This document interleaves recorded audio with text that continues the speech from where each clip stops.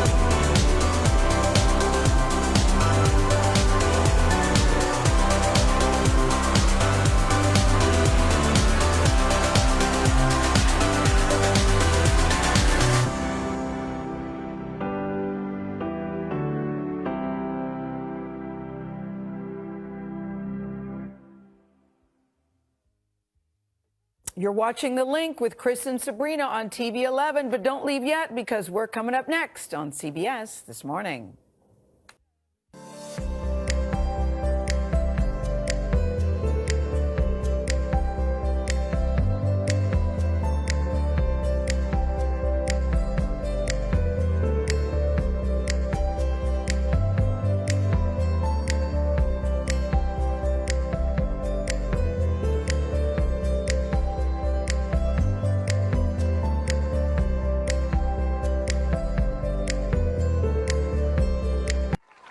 또 신야 울리 뒷선 Rembrandtsalten mag et suita saluda antes dium niga Radzaudzen malak estrezas durante todo imemu a nogi distancia como kupugi palu Zangiman malak guafi ikonuna sugi airi prebatu la noci nai banderata gaigi pues Atten fanni bandera kau esta pagua pumalapa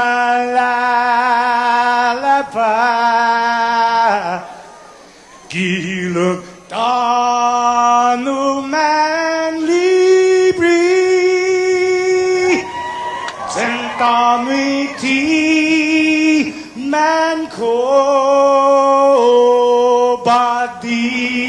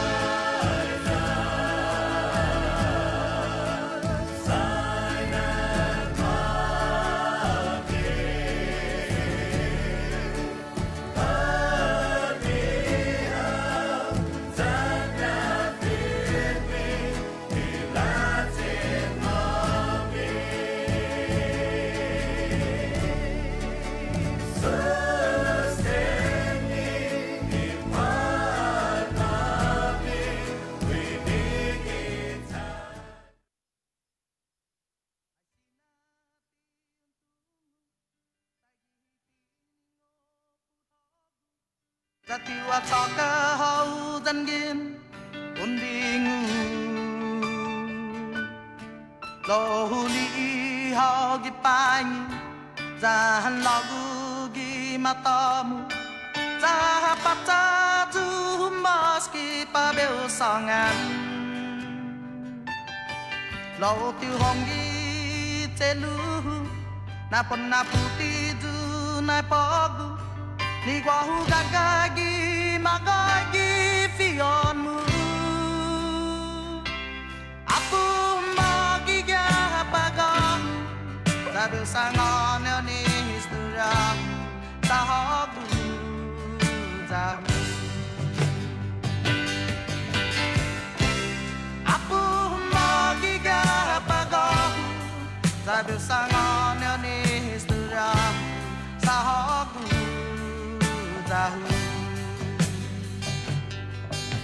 Ai sinati unhongi Nai kura sonhuku makati Ai putagu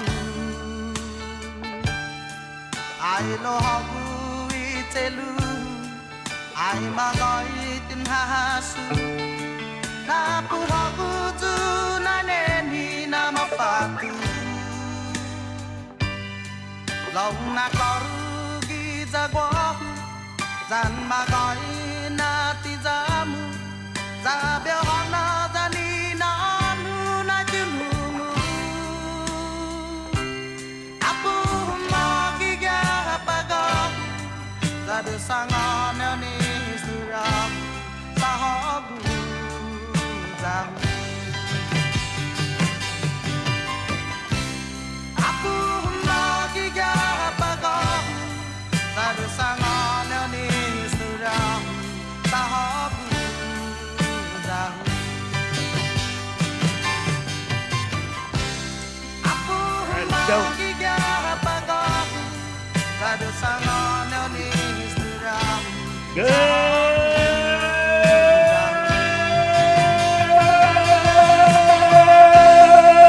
morning, Guam. Good morning. Morning, Sabrina. Good morning. Do you have a pen? No. What's a pen? I know. I type on the computer. 621. There's one in the... Okay, I'll Yeah. go get later. Okay. Good morning. It's the link on the breeze at 93.9. It is Friday. Biba Betness. We'll get to celebrating that in a little bit. Want to greet our viewers and listeners all over, especially here on Guam. We'll start at home. Why not? It's a great place to start. Or KUAM FM in Agotnia. This is The Breeze, 93.9 FM. And you're catching the link here, which is our multimedia broadcast extravaganza. We're on the radio. We're also on KUAM TV 11 this morning and streaming on the KUAM News app and at KUAM.com. And, of course, last but not least, on our Edward R. Murrow award-winning social media networks at KUAM, where we have standing by Janice Hill. Good morning, Portsmouth, Virginia. Hey! Hafa and good morning to basically the entire state of Florida who said they're checking in this morning. Right. Also, good morning, Alaska. We got Alaska viewing. Oh, nice. Oregon also said they went in there. Hey, go Ducks! Good morning, Monterey, California. Hey! Oh, and we also have Joey Gogu. I think they're getting there. Are you mental exercising or physical exercising? Joey says, Mananasiduos, the link from Assen Memorial Park. Nice. Beautiful sunrise. Stay safe and God bless you all. Good morning, Harmon. You guys want to do the good morning or? Yeah. Okay. Good. You know. Oh, so you can let us speak. Okay. Yeah. I got one. Good Hafa and good morning to Dean Circle in Manila up at UOG. Nice. Wow. I want to say good morning to my family. My brother Pat is listening in Las Vegas. My Auntie Pumpkin and Uncle Tony who are listening in San Diego. Auntie Pumpkin! I want to say good morning to Academy Gardens in Manilao. I want to say Hafa and good morning to Anaheim, California. You know, Disneyland has seen better days, obviously, but my sister and my brother-in-law are out there, so we love you guys. Stay safe, Stacy. Good morning to everybody in Agate and Santa Rita. Good morning to everybody in Umatic. Good morning, Mayor. Also, good morning to Tuba Country, the land of the sweet tuba Malesu. Ooh. Good morning, Inalon. Good morning, Malolo. Ipanese, rise up. We have a shout out from how close is Lawton, Oklahoma? Hey, we're born in Lawton. No, Oh, that's where Judy Henrietta. Adudu Weren't is you saying. born in Lawton? Henrietta. Henrietta. Oh, no. Near, kind of close. Judy Adudu is saying half a day from Lawton, Oklahoma. All right. Nice. Off a day. Good morning from Aga Boulevard. Also, half a day from Monterey, California. Half a day to Colorado. What's up, Ipalpao Estates? Hey, my neighbor. What's Hey, up, good morning. Mighty? Well, let's just shout out the whole MTM. Also, Texas, good morning on you. And we have Jenny who writes a good afternoon from Surprise, Arizona. Surprise! Hey. I want to say half a day and good morning to basically all of those apartment complex behind GPO in Tamuning, and there are a lot of them. So that's covering a lot of families. Wow, right there. okay, you win. Good morning, Donna from Agania Heights. Hey. Thank you very much for watching, Donna. What else we got here? Yep, Aga Boulevard, thank you. Also, good morning to Hagatnya. Okay, I got an extended shout out to the Agania Heights. So shout out to Donna from Agania Heights. I want to say shout out and good morning and half a day to everyone in Agania Heights near the pipeline. And if you're from Agania Heights, you know what I'm talking about. Pipeline! Great place to go hiking up there. Also, Sean Camacho chimes in. Good morning from God's country. That's Talafofo. They call it God's country because everybody gots. Also, David Buenas from Matson, Tacoma, Washington time. Long Beach. LBC. LBC. Sorry. You and I are nowhere near cool or suave or debonair. Snoop Dogg. Yeah. Into his house. 1, 2, 3 into the foe. Wait. This kind of looks like what he wore. In the Chronic video, right? Danny Castro, Solo Malolo. Philip Oh. Tenorio, good morning. From Gigo. Is that Uncle Phil? Good morning, Uncle Phil. And Therese writes in, good morning, Buenas from Las Vegas. So, that everybody? Yeah. No, it's not. We actually want to also send a special good morning and bananas of Zulus going out to our neighbors to the north, That's right? right. The North Stay winning this morning. As we got a video here. Mm-hmm. Let's go ahead and cue this up. And we got a little something in the mail yesterday. And so, you know, one thing my kids love watching on YouTube is these unboxing videos. Oh yeah. So Sabrina and I did an unboxing video yesterday. So we'll go ahead and let me get it ready on my end, guys. Yeah, so this came all the way from Saipan, from one of our viewers, listeners. And so we are really grateful. Thank you so much. That was a nice surprise. And a complete shocker. Yeah, so we're We going were to so touched. check this out, guys. For our multimedia show, the link here is an unboxing video from yesterday afternoon. Okay, Chris, what's this? Okay, so we got a package here, DHL, wow, from Dolly to Kel. And it's addressed to Sabrina M, Chris B, Jason S. Okay. Wow, sending love, prayers, and positive vibes from Saipan. Saipan? We're all in this together. Un Marianas strong. To Sabrina, Chris, Jason, and the rest of the Breakfast Club, I just happened to be tuned in when the SOS was sent. Dolly.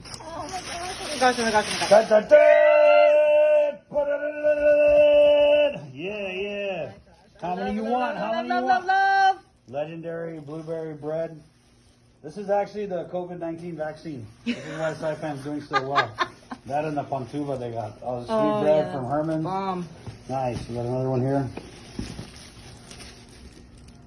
Right on. Thank you so much, Dolly. Oh, wait, hold it. Thank you. Chamorro Jawbreaker, the Goodzilla. Got some chocolate chip cookies. Yes. Oh, look at that. We got the Roscu. Woohoo! And we got the Risketti too, the Roski. Right on. Nice. Thank you so much, CNMI. Guam, where you at? Step it up, Guam. 600 Harmon Loop Road, baby. Thank you. Thanks, Dolly. That's from Dolly to Kel. Right, over in CNMI. Okay. Can I just Yes, add that? please add, Jay. As professional broadcasters, right? Journalists, documentarians of human experience, we're supposed to be completely, stoic and professional and objective and everything like that. Sabrina and Chris were fangirling and fanboying the whole time. Dolly, thank you so much. They really, really brought, love is love. I mean, we felt that. Love is love. Where are you going? I know. Yeah, thank you so much, Dolly. Anybody else in the NMI? It's not over. Just because Dolly sent it, you can still follow through with your kind-hearted gesture and your show of bridging between our islands. We won't get mad. Just go ahead and send it. Send it! And also, Guam, curbside. We doing curbside. 628. So, yeah, thank you so much, guys, for the show of love and support. And we popped that up on our social media platforms. And, man, I don't know what it is with blueberries and Saipan. Oh, man. But it's like the blueberry capital of the West Pacific. Can you describe the texture and the taste for people that may never have had like? Yeah, because this is, I mean, people who haven't had it, you're missing out. And who would think, right? Like, oh, Saipan, what are they known for? They're known for the blueberry bread. That blueberry bread? What, they grow blueberries? No, they don't. Oh, okay. It's good, though. It is. So describe it, Brie. You know, I'm not the type of person that is good at describing food. Yeah, it's she's either like- I like it or I don't like Yeah. it, and I love it. She's so. like, it's good. Okay? That's it. That's It's it. got cream cheese inside. You got to Yes, put it the does. additives. So Yeah. yeah, it's basically a blueberry infused bun, and then they have the duendes over there in Saipan.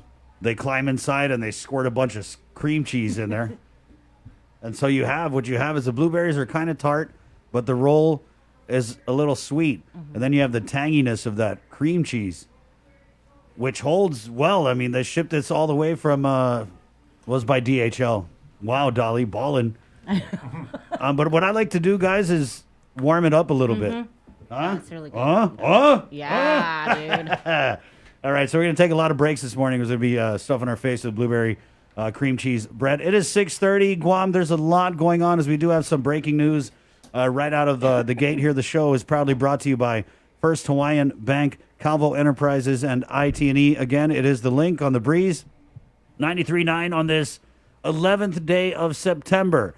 And looking ahead to the show, we are going to be joining, Jason Sullis is going to facilitate this, the 9/11 virtual wreath-laying memorial ceremony. We'll be doing that at around 8:30. Other guests on the way this morning. We had Frank the Crank on yesterday. Of course, Crank caught COVID, and he's now on his way back to California. So that was a good talk, man, and really, I know he worked so hard for this fight, and just what an unfortunate curveball. But, you know, where sometimes there are gray clouds, you might see a silver lining. And the silver lining, Rocky Martinez, man, this guy is a grinder. He's Guam's heavyweight champ. Finally getting the shot in the UFC. So we're going to be talking with him in a few minutes.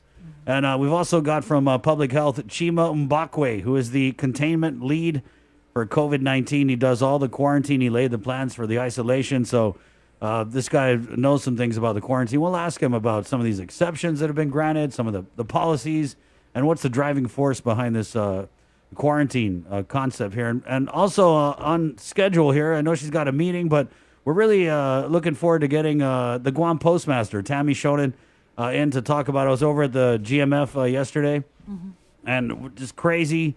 And basically what it is, and we'll let Tammy do the explaining, is because all of our businesses are closed, everybody is shopping online. So they have seen a 40% increase in volume of packages and all that stuff, and it's just causing all kinds of delays. So we'll get that. But first, we do have very important news for you guys, so we'll get right into it. Yep. From the KUAM News team, good morning, Sabrina Salas Matanani. Good morning, everybody. So just before we started our show, we got more sad and tragic news that Guam has recorded its 23rd COVID-19 related fatality at the Guam Memorial Hospital at around 3:20 this morning. The patient was a 95-year-old man with comorbidities that were compounded by COVID-19. He was admitted to the Guam Memorial Hospital on August 29th. And just last night, Guam recorded its 22nd COVID-related death. That occurred just before 8 p.m. It's a 59-year-old man with comorbidities. He was a known positive and had been admitted on September 8th. Again, Guam recorded its 22nd and just this morning its 23rd COVID-related fatality. Meanwhile, 88 more people tested positive for COVID-19 yesterday. 744 are active cases and 1,081 have recovered. 51 people are hospitalized at the Guam Memorial Hospital. 12 of them are in the ICU. Guam's COVID case count now stands at 1,846 people on island infected with the coronavirus. Meanwhile, another GDOE employee tested positive. The employee was from JQ San Miguel Elementary. The Port Authority of Guam also identified a 7th employee positive with COVID-19, which has led to 10 additional employees potentially exposed to the virus. And with more headlines, here's Jason Salas.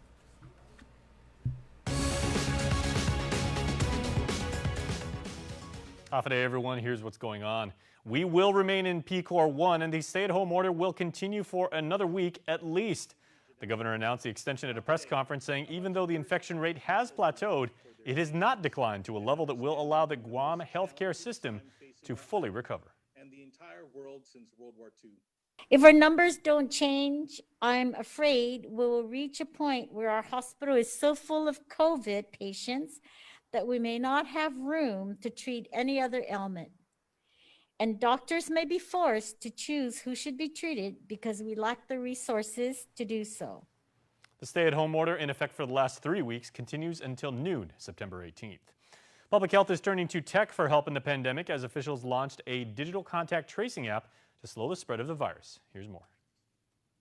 The app uses COVID contact tracing technology developed by tech giants Apple and Google. Local computer coders work with the nonprofit PathCheck Foundation, led by former MIT professor Ramesh Raskar, in developing the Guam app. Basically, it can let you know through your smartphone if you were exposed to someone who tested positive. But officials say the key to the app's success is for as many people as possible to download it. They cite an Oxford University study which showed that for every 100 to 200 who use the app, 100 infections are prevented. UOG computer fellow Vince Munoz, who worked on the local project, says Google also did a study showing the adoption rate is critical. What Google found was the first 7 to 14 days was when the adoption of the app took place, and after that it flattened out. What that meant is that nobody was adopting the app, but more important, that the key to success is our marketing outreach efforts in the community. In our meeting with Google, they emphasized this so much that they recommended that we not launch if our marketing and outreach plan was not ready. Guam is the first territory to use the app, and so far there are only 6 states. Their adoption rates average less than 40%, but the target rate is 60%. Officials acknowledge that privacy concerns are slowing acceptance, but they reassure that the app won't track location or share identities and uses widely accepted random number security. We went through a very rigorous testing to make sure that privacy was protected.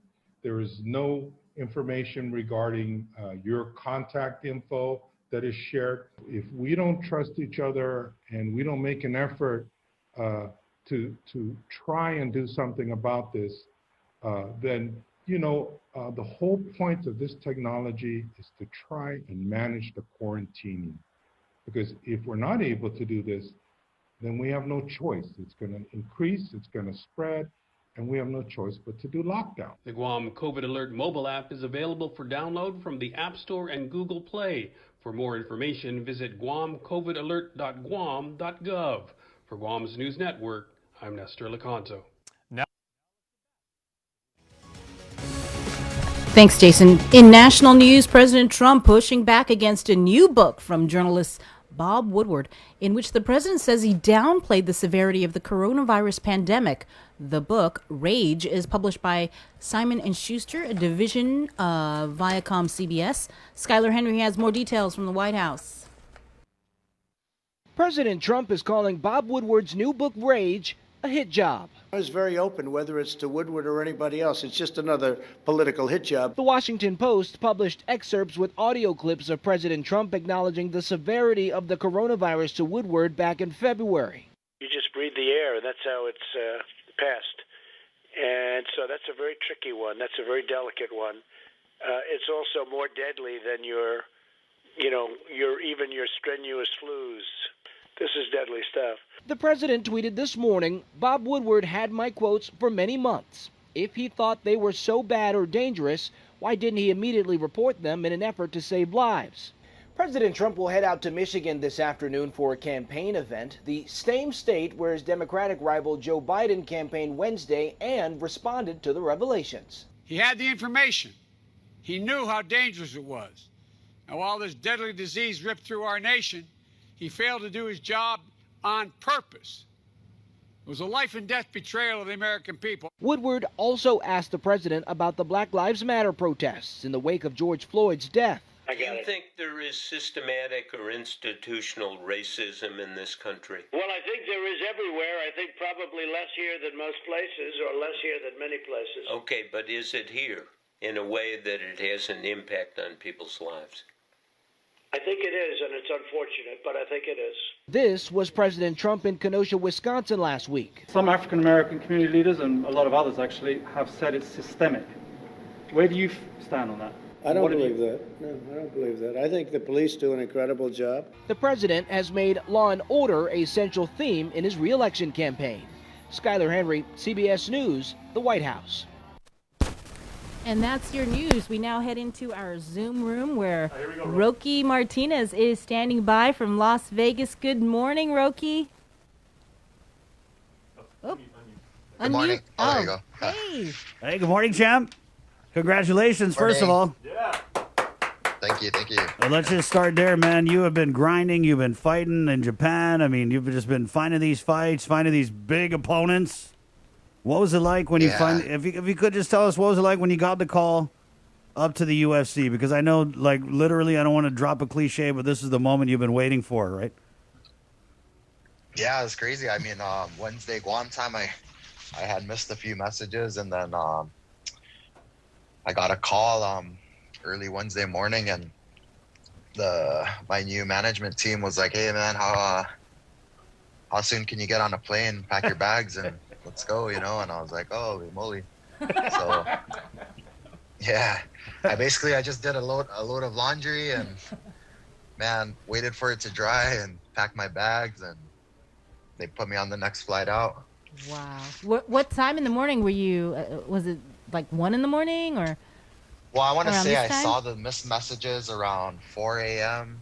And then I dozed out back off a little bit, and then I had a message to call them back. Yeah, so that's when I called them, and I want to say by 7 o'clock is when they were pretty set on having me fly out, and I had to be at the airport by 10. Wow. Wednesday? The same day? Yes, Wednesday morning. Wow. Yeah, same morning. So I found out I'm fighting in the UFC at like roughly around 7 a.m. and hopped on the plane by 10. Wow. That's incredible. Amazing. So what was going through your head after you got the call, packed the bags, got on the plane? Was there ever a moment where you said, "Man, is this happening?" Yeah, I was just mad. But, like, in a way, it's like I've seen it coming for Right. for a while. And it's almost like I was somewhat prepared for it, so. But, of course, when it actually happened, it's just, it was a little bit more exciting than I expected. But, man, I've been ready for it. You're cold. You're cool as ice. You're like, yeah, it was a little more exciting than I expected. I was prepared for this, I knew it was coming. I had my go bag. I just had to wash my boxers. So what happened when you hit the ground there? Take us through.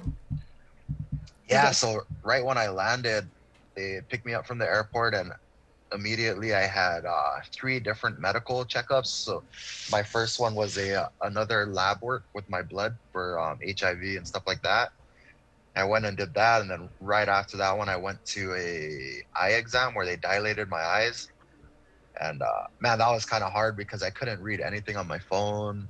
It's blurry for a few hours, and I'm like I couldn't respond to messages, and then after my eye exam, I went to my MRI, my head MRI exam. Yeah, so those 3 back to back right when I landed in Vegas. Did you get to sleep? I mean, your fight is what, 2 days from now? Well, it's Friday. Yeah, day after tomorrow. Mhm. Yeah, so I weigh in tomorrow, fight the day after. What do you know A about little behind on sleep and it's off, so but I think I'll be all right. Right. what do you know about your opponent? Oh man, he's tough. He's good. I know he's undefeated. I believe he's finished all of his fights, his opponents. Definitely a big challenge for me, but I love it, man. I like these things. The bigger the challenge, though, I feel like the more I rise. So Yeah.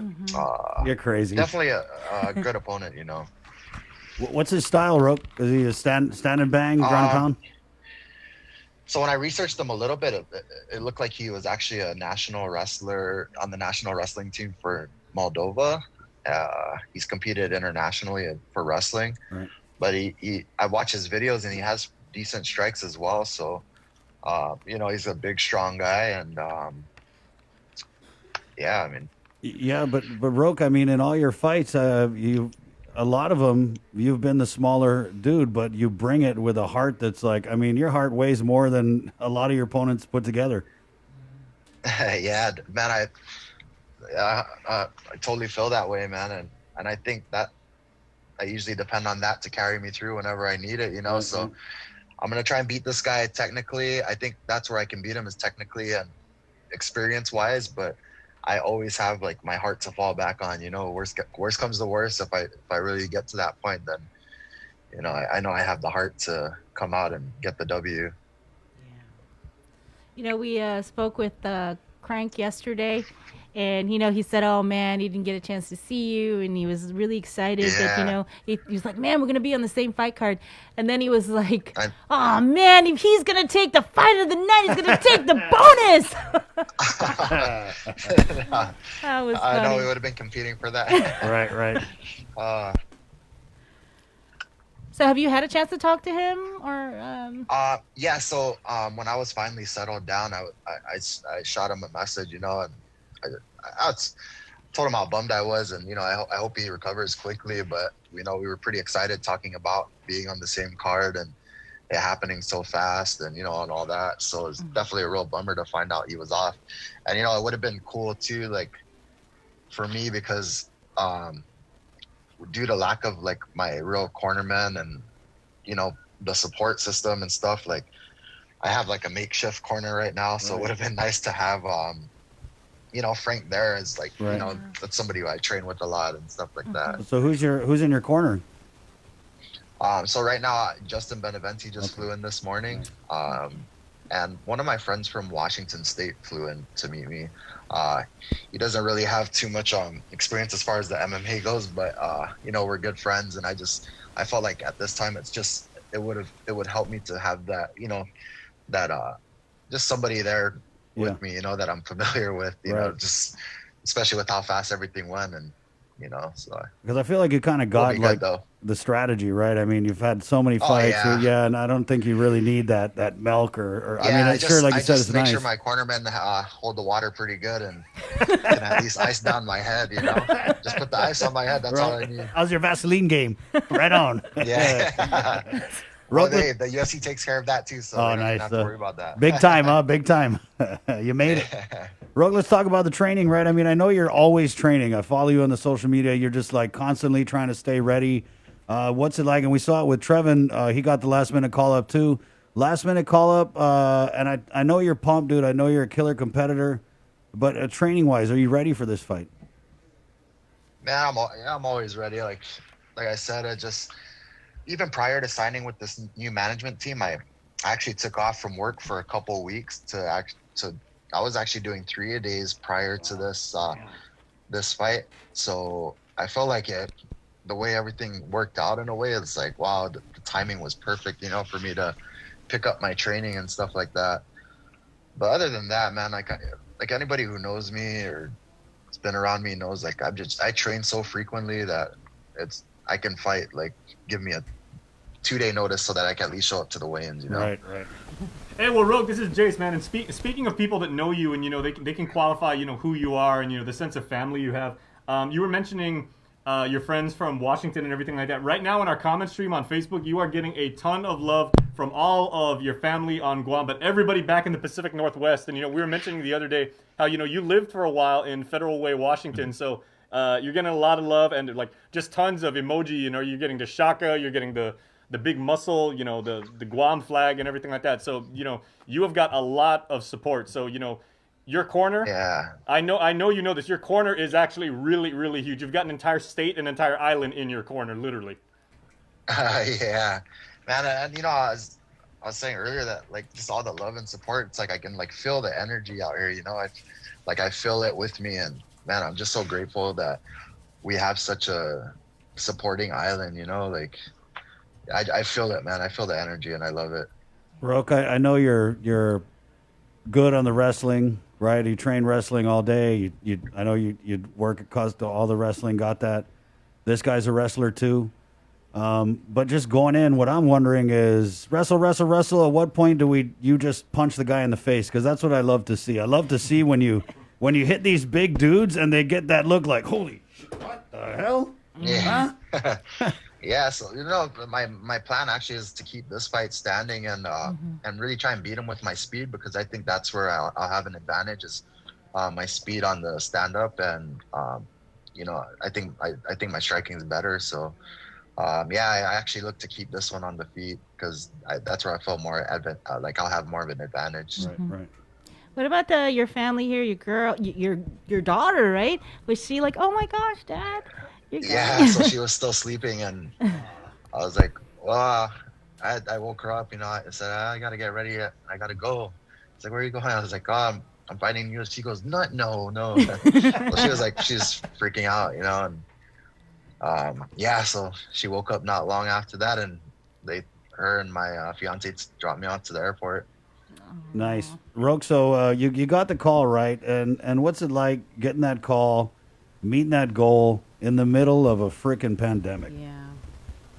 Yeah, that's a whole nother, like, and I'm still kind of thrown off here, we're basically in like a quarantine now, you know. We're very limited to where we can go.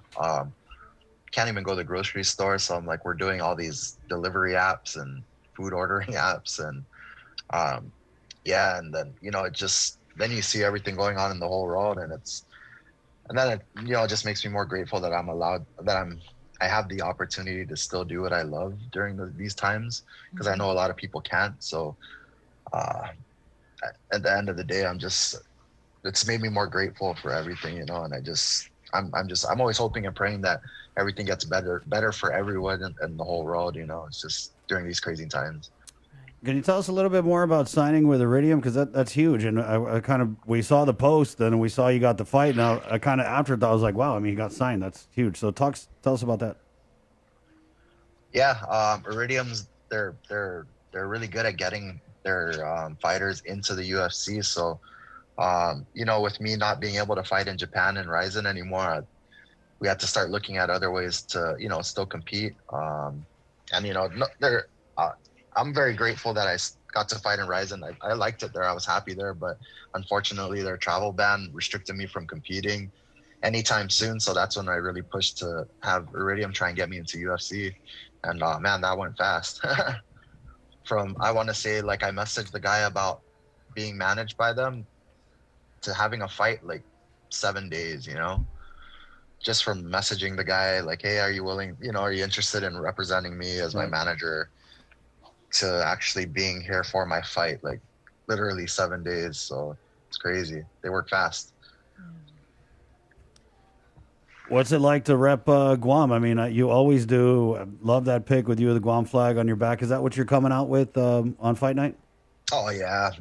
It's so funny because the first thing I did was ask my fiance. I was like, oh, where's the flag? Where's the flag? You know, and she had it folded and put it away, and she pulled it out for me. I was like, hey, make sure we got that one, you know? Right. So man, it means so much to me.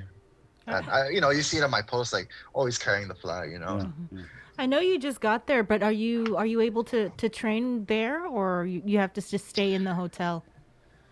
We have they give us like an actual room, like a small room to where we can just work out, and they have like a little mini sauna thing you sit in.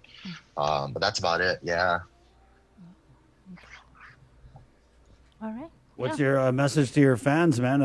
We got a lot of people watching, a lot of people listening. You know, people love you, dude. You're people's champ. So what do you got to say?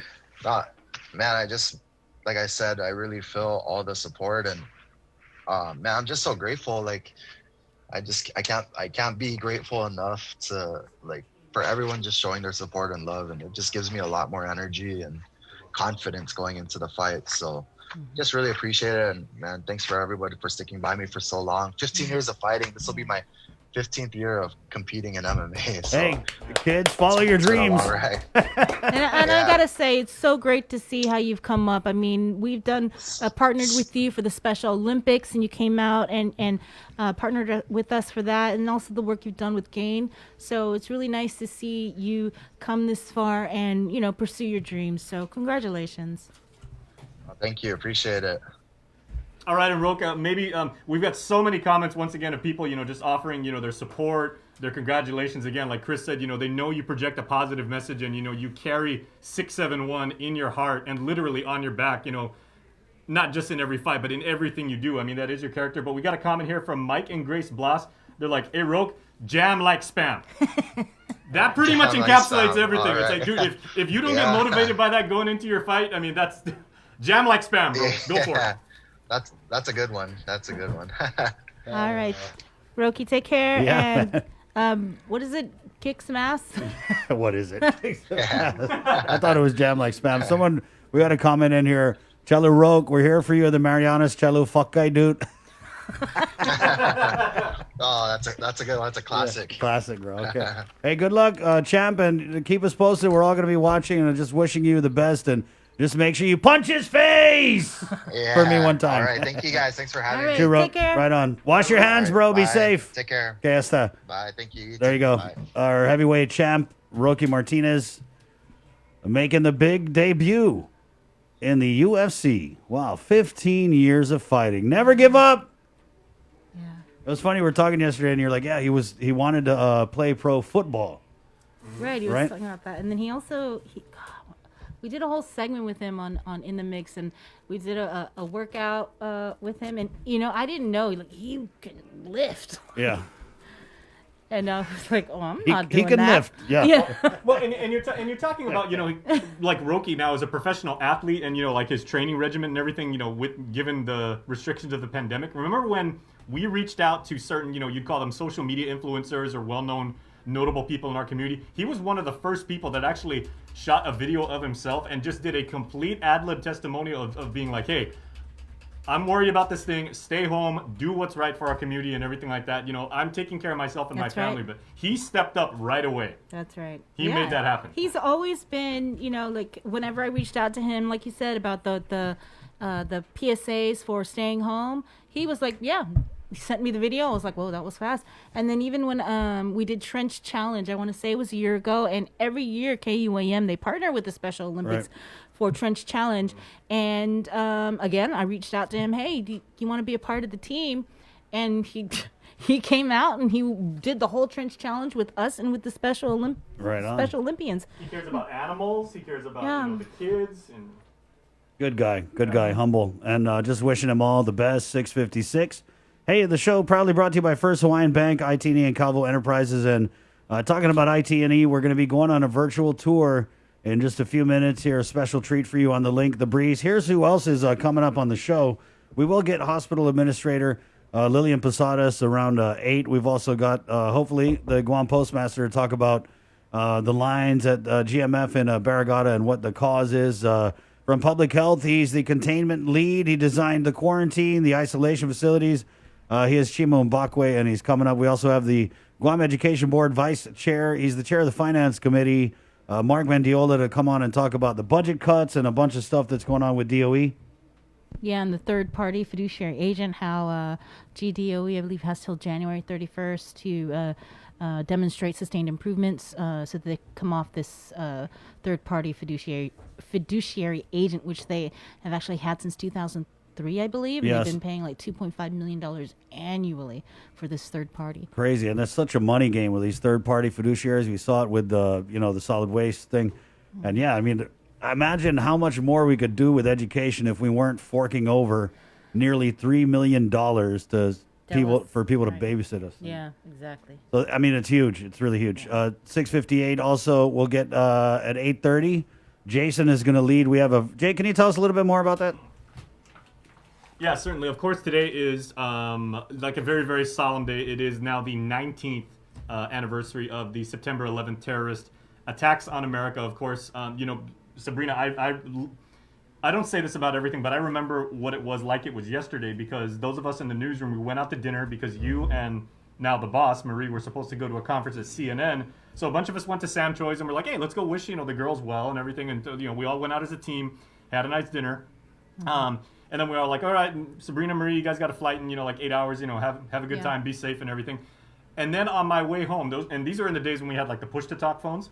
It's like, I was driving home and I think I was on Bellow Road in Didido, and all of a sudden, chick, chick, Jace, did you see that? And I was like, no, just what happened? And you're like, terrorist attack. I mean, I went home, showered, and all of us basically came right back. And I mean, one of the darkest days, if not the darkest day in our country's history. And I got a phone call from my dad, and I think that's when I called you, Yeah. and he's like, baby, you are not getting on a plane tomorrow. And I'm like, why? And then I realized what happened. And Yeah. you're right, I called you. And it set off, just a huge, groundswell of patriotism and of support and pride in being Americans and American territories, and all of us as countrymen, and we grieve for the lives that were lost, and we celebrate the people that stepped up and were being heroic. So today at starting at around 8:30, we're gonna have our friends from the Rotary Club of Northern Guam, led by our buddy Joe Rios, who does a lot for the community in various capacities. But Joe has actually organized what we're gonna call a virtual 9/11 memorial ceremony, where he's got various people. Now, every year they normally do this over at Two Lovers Point and Puerto dos Amantes up in Upper Tumon, and there's a very, very lovely, very solemn memorial that they've set up there. And normally they would do things where they would have like military dignitaries and people from the business community and people that were firefighters and policemen, both local and federal, and they would have a series of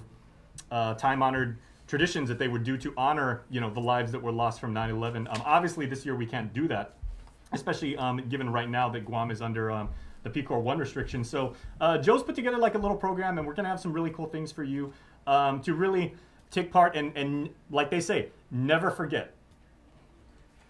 I remember I was at Hit Radio at the time, and I got the call in the middle of it was like early morning, turned on the TV, couldn't even, like, what? This is happening? But interesting story for me, Bree, is in my 20 plus years of being a broadcaster, I've only had one person complain to the FCC about me, and it was because of 9/11. I remember after 9/11, the president had declared a day where he wanted everyone to wear red, white, and blue. And so I got a call from these students at Antala Middle School who got sent to the principal's office because they were out of uniform and wearing the red, white, and blue. And so I did a live call with the principal of the school at that time, who it's Principal Ulrich Mark. I think he's still in the public school system. Okay. And basically we just got into it on the air. I felt like he looked pretty dumb because, I mean, I was like, hey, if the president says people should wear red, white, and blue, then, I mean, geez, he's the president. So we aired it live, and then he ended up trying to say that I ambushed him and all that stuff, but the FCC cleared it, and I just thought that was interesting. When I think about 9/11, I always think about these kids who wanted, like Jay said, to show their patriotism and ended up getting in trouble for it. That was crazy. 7:01, we'll take a short break and come back with more on this Betness. Yes, it is a Friday Betness! And more of The Link on the Breeze coming up next. Good morning. GU Self-Storage, conveniently located near the Harmon McDonald's. We offer affordable rates, online payments, and auto bill pay for your convenience. Plus gate access daily from 6 a.m. to 9 p.m. Call us today at 648-7867 for more information.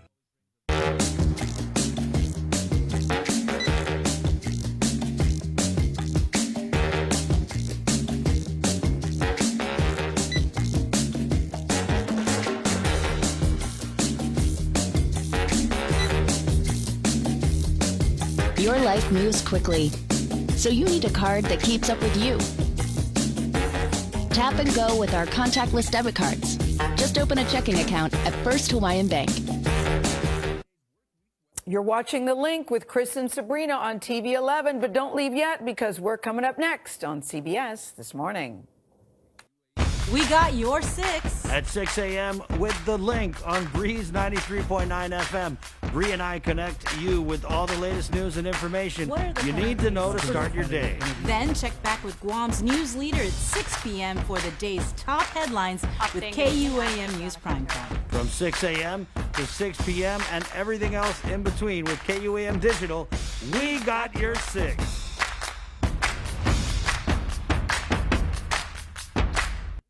Hafa-day. My name is Margarita Gay. I'm a registered nurse at the Department of Public Health and Social Service. The Centers for Disease Control recommends wearing cloth face covering in public places. Don't let your guard down. Prevention saves lives. For more information, please call 311 or check out our website at www.dphss.guam.gov. If you plan on leaving your house, don't forget your face mask. Along with hand washing and social distancing, wearing face masks can drastically reduce your risk of infection. Many people who catch COVID-19 can be contagious before they even start showing symptoms. The more people who use face masks, the less the virus can be transmitted and fewer individuals are exposed. When we both wear face masks, I protect you, you protect me, and we are both safe.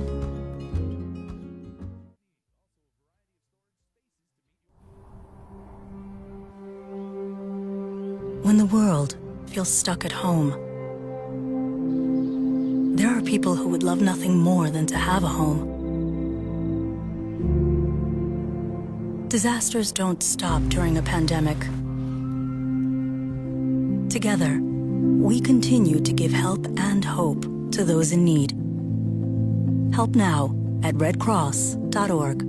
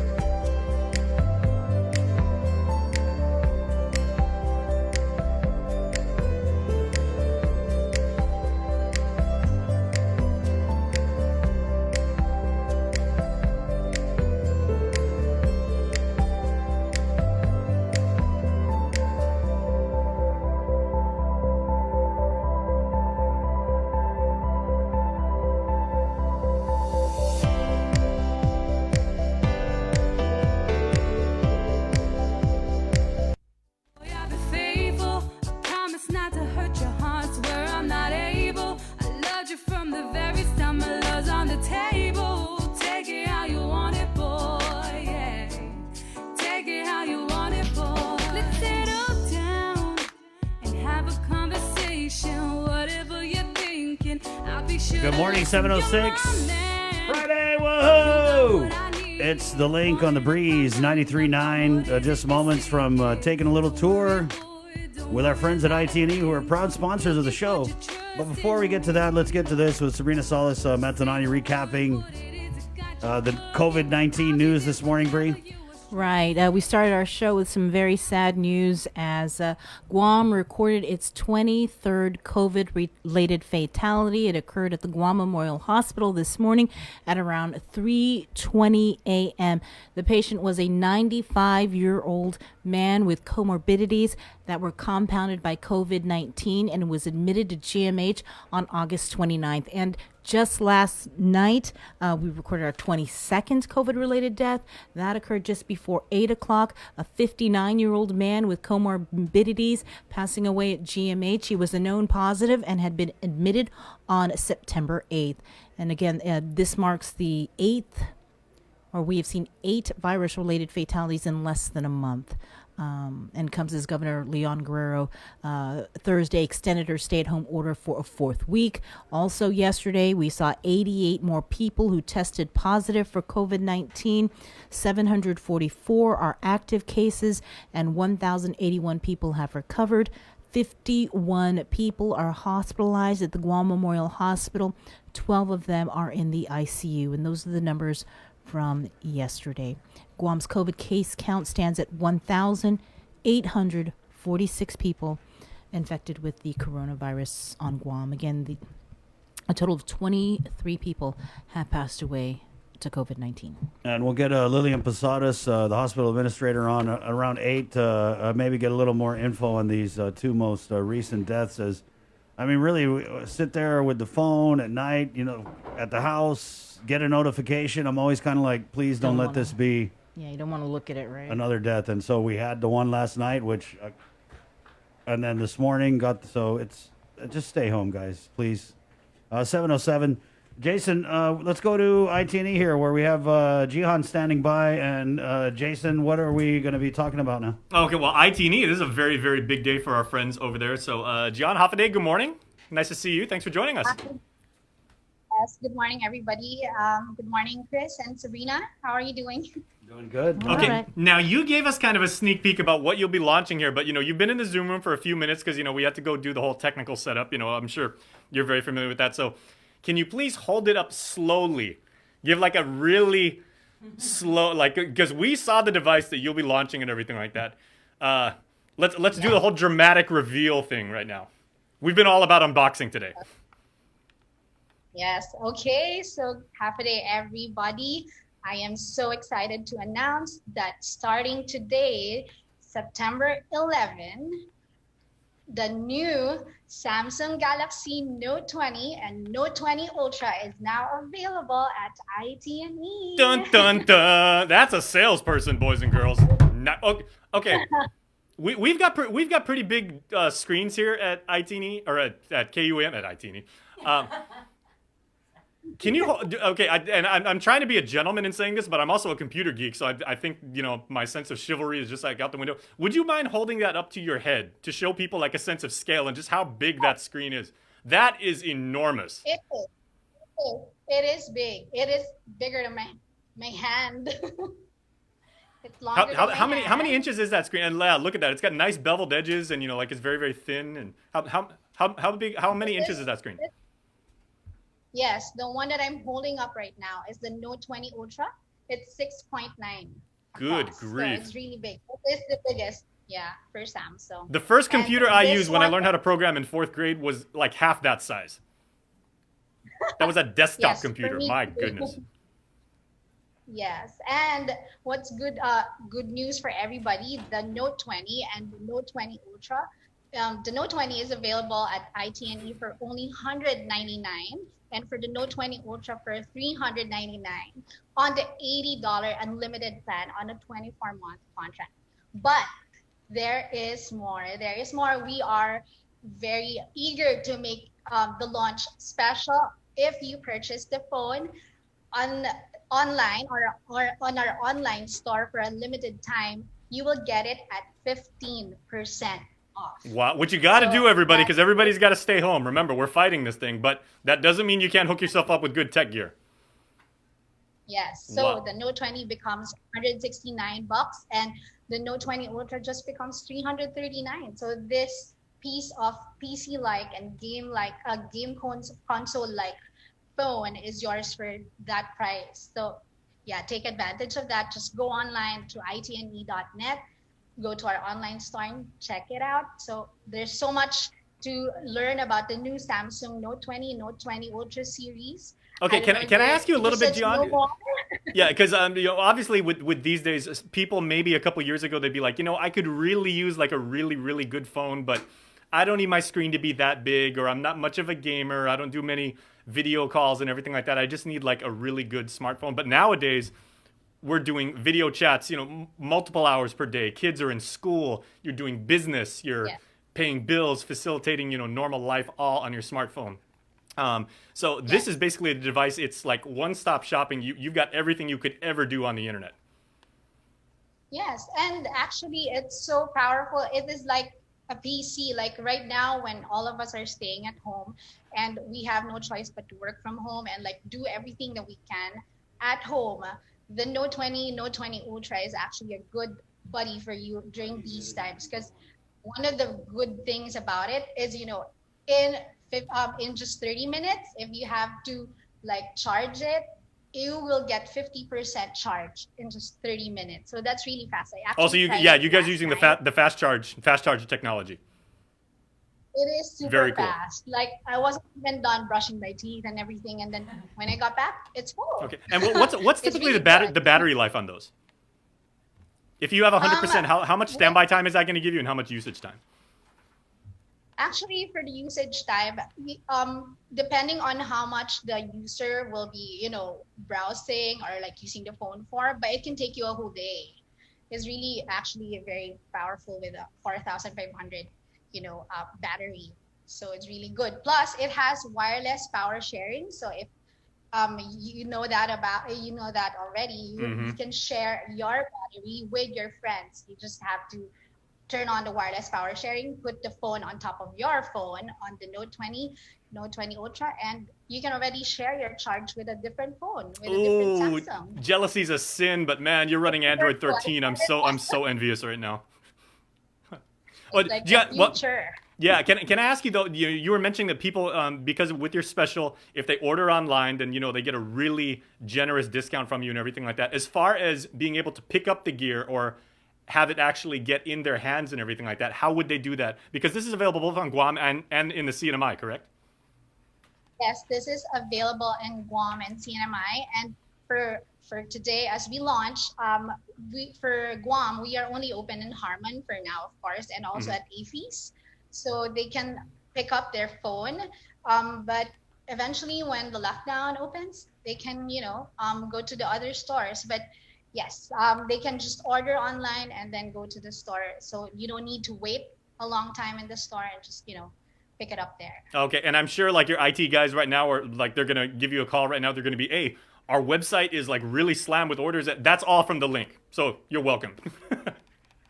We're doing what we can to help get Guam hooked up with gear.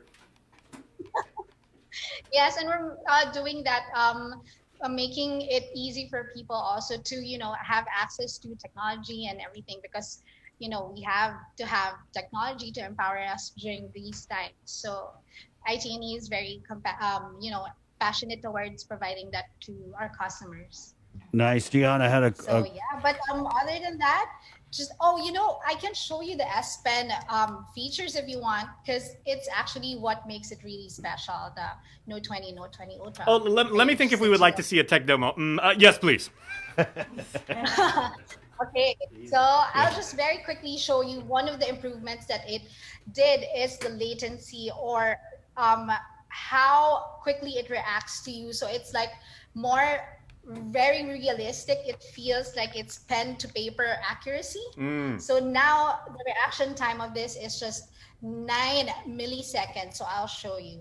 So this is the new S Pen.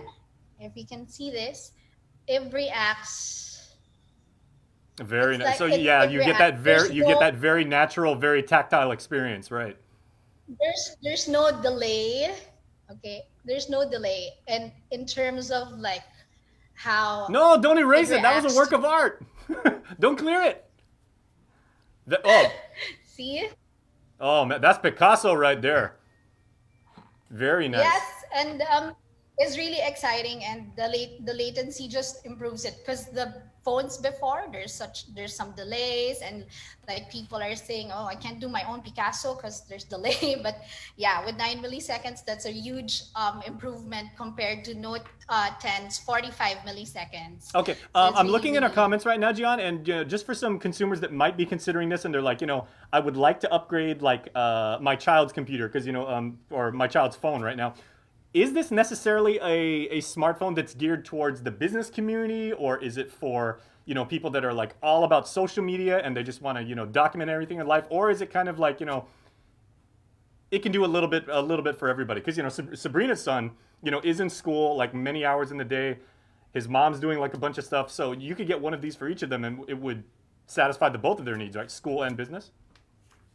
Yes, actually, it is for work and play. So with the students now staying at home, trying to distance learn, this is good for them as well, because with its really fast processor, it can help you, transfer from different apps to, going into your video calls. It also does the multitasking really well. Like yesterday, I was trying it, like while I was browsing, I can put the notes on the side, like the Samsung Note on the side, write notes while I'm watching a video. So it's really good for office workers, for students.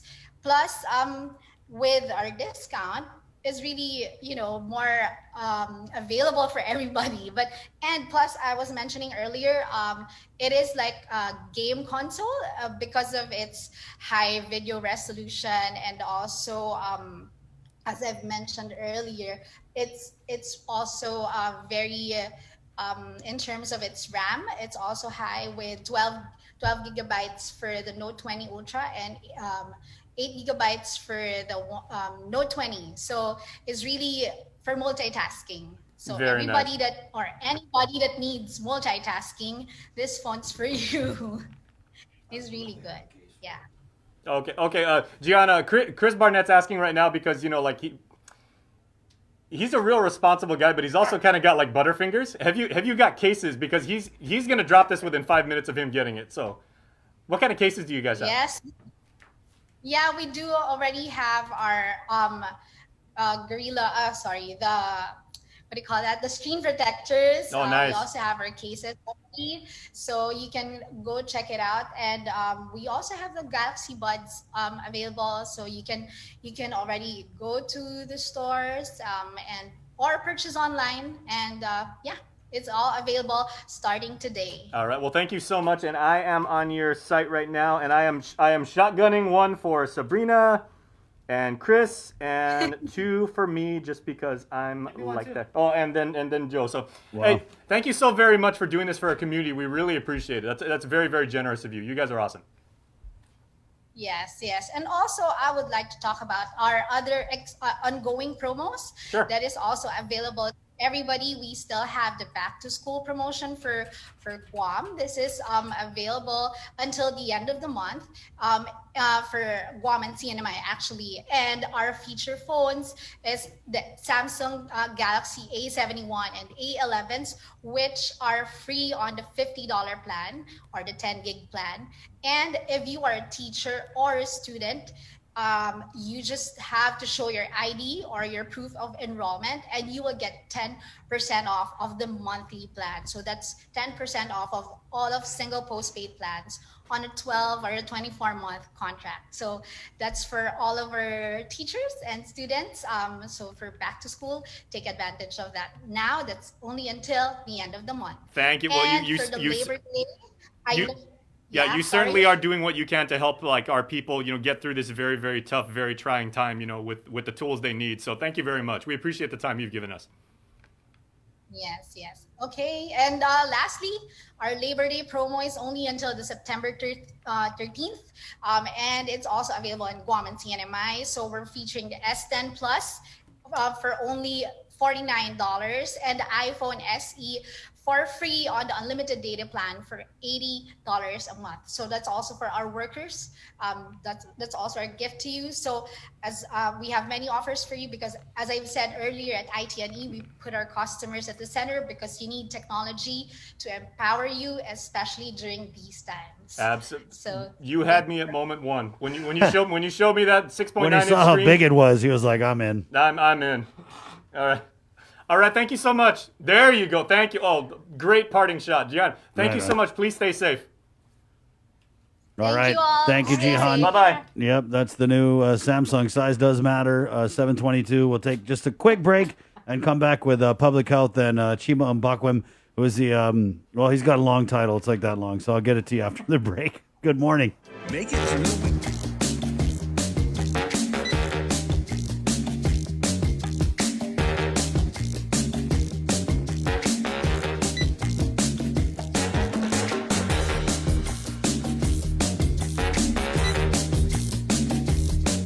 Your life moves quickly, so you need a card that keeps up with you. Tap and go with our contactless debit cards. Just open a checking account at First Hawaiian Bank. GU Self-Storage, conveniently located near the Harmon McDonald's. We offer affordable rates, online payments, and auto bill pay for your convenience. Plus gate access daily from 6 a.m. to 9 p.m. Call us today at 648-7867 for more information. Half a day. My name is Chimamba Kwem, Tuberculosis Enhancing Disease Program Manager for the Department of Public Health.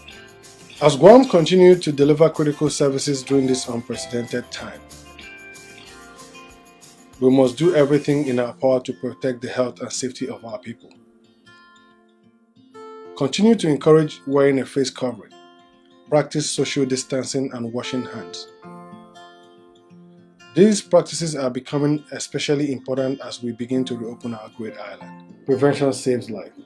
For more information, please call 311 or check out our website at dphss.guam.gov.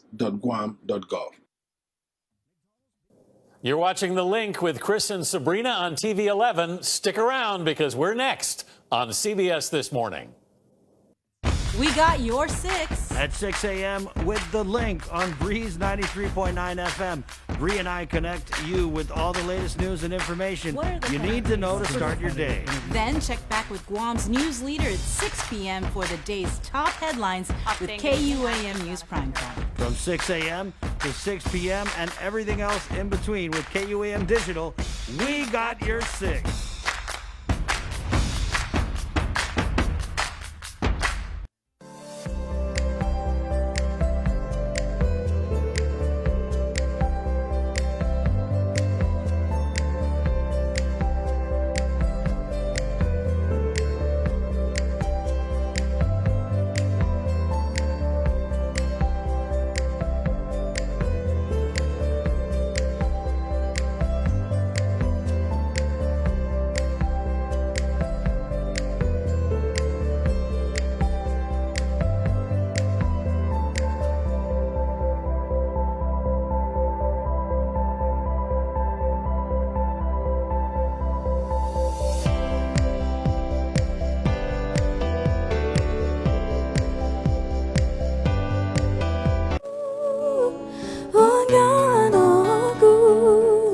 Good morning. 7:24. It's The Link on the Breeze 93.9. Imani and Mixed Plate. Hagu.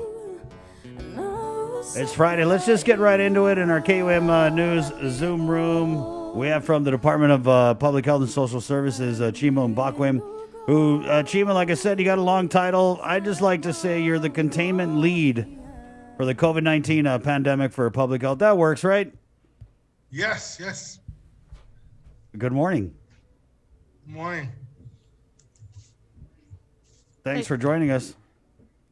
So I was going to say thanks for coming on the show.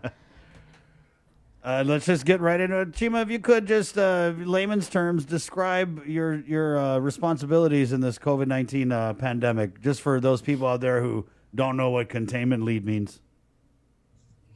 Okay. My role basically is to mitigate and contain the virus at the point of testing. So what I do is I have a team of individuals that manage the isolation and quarantine and infection control. We also have the records team. What we do in the quarantine team is basically quarantine implementation and quarantine monitoring. And also for isolation, we also have isolation implementation and monitoring too. Then for the record section, what we do is make sure that we provide guidance and for the records unit, we're responsible for collecting all information, pertaining to individuals that are either quarantined or isolated. So that's what we do in our unit. Well, with the numbers that we're seeing, the surge, how do you think you've been doing? I think we were doing pretty okay until we had the surge, but nothing changed on our own side, because what we're doing is what we're supposed to do. Make sure that we try to isolate people who are positive. Make sure that their close contacts are quarantined. Make sure that we try to do our symptom monitoring for those who are in quarantine in case they develop symptoms and refer them to be tested. So we're doing what we're doing, just that we have more numbers, and I'm sure we're still doing okay.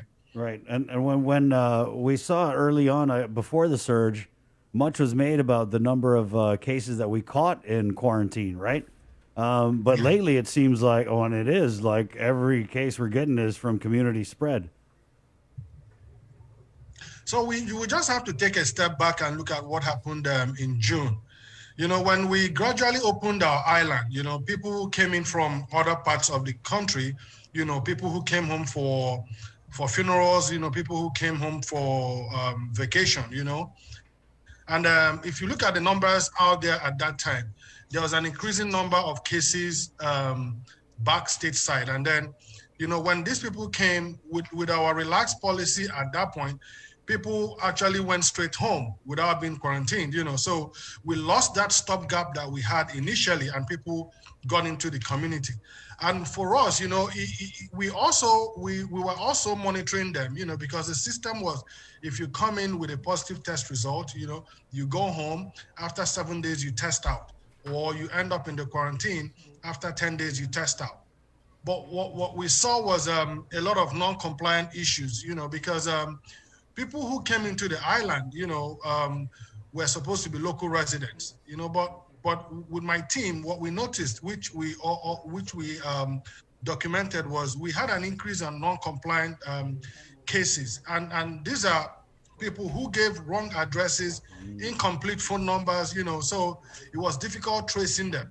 And with the funerals and you know, gatherings that happened within that short period, that is what got us to where we are right now. Wow. Right, but we're gonna the discussions we've heard are we're gonna go back to this 7-day test out from quarantine, but with you have to download this Sarah Alert app. Are we sure that this is going to work? Yeah, because you kind of upsold the stopgap measure, and you know, and I mean, like you said, we're in this surge. So is that a wise move? Yeah, but with Sarah Alert the monitoring is a lot easier because you have to pre-register before you come into the island. So, and at the point of entry, we were going to verify, you know, the address you gave us, the phone number, the email you gave us, because you're going to get a code to activate it. So if you don't get a code to activate it, then that means the information you gave is wrong. So Sarah Alert can actually help us more, you know, capturing that compliance issue that we have. What are your what's your response to those who say, why can't we just test people when they come in to the airport? I can't give you a straight answer because that is still being discussed, you know, at different levels, you know, to see how viable it is for us to do that. It is an option, but we have to be very careful, you know, when making such decisions. And that is what the team is actually sitting down. We've been working, our team has been working with other stakeholders, you know, to really look at it critically and make sure that if we're going to do that, we're going to do it right. And also make sure that we do it properly. Let's just put it like that. I mean, from a containment standpoint, though, is it a move that would make sense? Because that's what they do in the CNMI, and the CNMI is sitting pretty right now. You know, like I always go back to individual responsibilities when people discuss about public health, you know, because at the most, you know, it depends on the individual to comply. You know, we have those strategies out there. We have the educational materials out there. We consistently put out reminders, you know, but it's on the side of the individual. If we go that route, we are hoping that the individual would also help support, you know, like help us, you know, achieve what we want to achieve, and that would keep the island safe. Mm-hmm. You know, you talked about, you know, people who weren't following quarantine, home quarantine, right? What about the exceptions that are made for people that come into Guam and are allowed to just totally bypass quarantine and just go about their business? And then later on you hear, oh, well, you know, they got COVID and they gave it to somebody else. I mean, how is that fair and how is that right? So I need to understand the question. Like you said, when How they are come exceptions in, made to people who get to come into Guam and not have to quarantine? How are those exceptions determined? Right, because at first we heard it was just for essential personnel like doctors, but then we're hearing people like Marcel Camacho skipped on quarantine because he's claiming to be a farmer. So it just appears that there's no real rhyme or reason. I mean, I can understand a doctor or a nurse, essential frontline personnel. I get that. But so I think when you're trying to define essential, you really have to take time to understand what is essential at this point in time. So without addressing the case you presented, I didn't make that judgment. But at the same time, you're looking at someone who, assuming you have someone who is a medical doctor, and someone who is an accounts clerk in the hospital, or a frontline, or a pharmacist.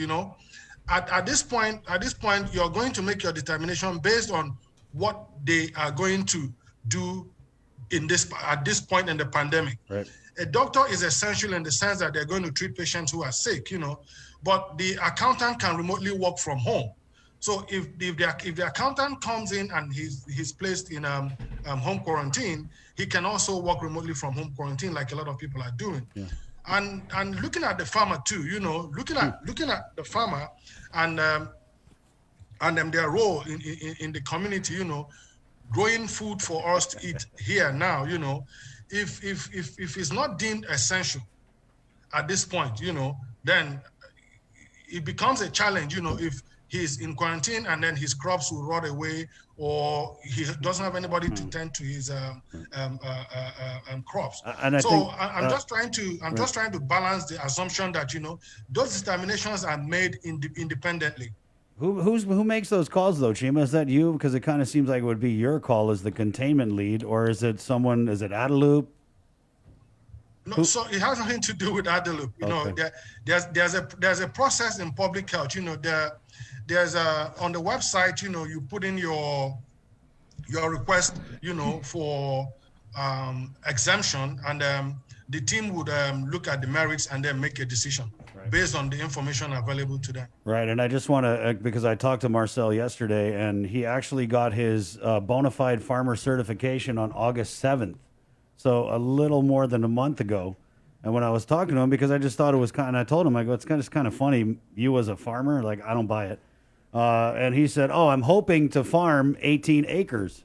So I'm just thinking, like, if this guy is hoping to farm, I don't see how it's essential. And I got a friend who's got a 2-year-old baby in quarantine sitting there for 14 days, and we're letting someone who's claiming to be a farmer but whose hands are probably softer than a baby's butt go free. You see what I'm saying, Chima? It just doesn't make sense on the optics of it. And I get what you're saying is that, people, I mean, the idea was that, this guy's got crops and he's going to feed the island and we got to get him out there to harvest that. But it's just, to me, a tough sell. So, Chris, like I said, those determinations are made based on the facts that we have in front of us, Yeah. So, yes. So whatever facts we have, will determine what decisions that are made. And we try to balance all sides, before we make those decisions. So aside from the quarantine, do you also help contain what's happening outside of quarantine in terms of COVID? Because I don't think a majority of the cases right now are coming from the quarantine facilities. It seems like it's so out there in the community. What are we doing to contain it there? So I think, what most people, like the emphasis has been on the quarantine site. Mm-hmm. That is not what my unit does. We're actually the containment team for the response. So we manage the people at home. We manage the people in the ISO facility. So we actually run the isolation facility. We run the isolation, we manage the QFAC. We manage people in home quarantine. Right. So I have a team, Public Health has a team in the quarantine site, which is a team of social workers. We have a psychologist there. We have public health staff there that takes care of the quarantine site. At the ITC building, We have another team that manages people on home quarantine. So these are close contacts to positive cases. These are people that might have been exposed at some point in the community. We also handle that from there. We have a team at the isolation facility, a team of nurses that actually take care of people who are in isolation, in these isolation facilities. And we also have a team at ITC that manages people who are in home isolation. So it is a unit that manages quarantine and isolation for the whole response. Right. So who's monitoring the people that are in home isolation, that aren't in the consolidated isolation facilities? That's somebody else? Yeah, there's a team. So we have teams. There's a team at ITC that is managing people at home. On home isolation. Right. Okay. Yes. Yeah. And Chima, how would you say the isolation facility? Because we hear a lot about the quarantine, right? But the ISO fact, we don't really hear so much about. So how many people are currently in the ISO facility? I can't give you a number off heart, but at least like 50, like around the 50s or 60s now. Right. But the concept of the ISO facility is it was designed, to support families, multi-generational families, people who do not have safe housing. Right. Like how our community is. You can have a positive case in a multi-generational home that is not conducive. The ISOFAC is a stopgap to take them away, to reduce infection in the family unit, at the same time take care of the individual. And it kind of seems like, just given our poverty rates here on Guam, that a lot of people who are positive might not have I don't have a way to self-quarantine or isolate at home because I don't have the separate bathroom. And that's mostly what the people in the ISOFACs, that's kind of where they're coming from, right? Yes, we support them there. And another thing is, for the disease, this is an equal opportunities disease. It is not like a lifestyle disease, where you have to, do some kind of thing to get the virus. This is an equal opportunities disease. It does not know poor, it does not know rich. It is a virus that can affect anybody who comes in close contact to someone who has the virus. So when we keep that at the back of our mind, it gives us a clear picture of what we're dealing with. Right. And I just wanted to go back to the whole home isolation and who's monitoring and how are you guys monitoring people? Because we hear that, through it's contact tracing, they were in contact with somebody who was infected, et cetera. So what are we doing to ensure that people that are in home isolation are actually isolating? So they're not continuing, or this is not, spread throughout the community, which it already is. I mean, 88 people yesterday? Yeah. Yeah, Chima, because I feel like if I'm positive and you guys are like, hey, do you have a bathroom at your house that, you can self-isolate? And I'm knowing that, if I say no, I'm going to go into the ISO facility. I'm probably going to be like, oh, yeah. I know. I mean, is our best defense is like, let's hold an hour-and-a-half press conference on the Guam COVID Alert app, go download it? I mean, really? That's the best we can do? No, I think what has happened is that for the past 6 to 8 months that we've started this response, nobody has actually looked at what the containment team has been able to achieve. If you look at our recovery rate, if you look at our, not what is happening in the past 3 weeks, if you look at what's been happening since March, if you look at the number of hospitalization, if you look at the number of people in the ISOFAC and compare it to the number of people who have been in home isolation, who were successfully isolated and recovered, then you understand clearly what the containment team has been doing. The process is clear on what we do.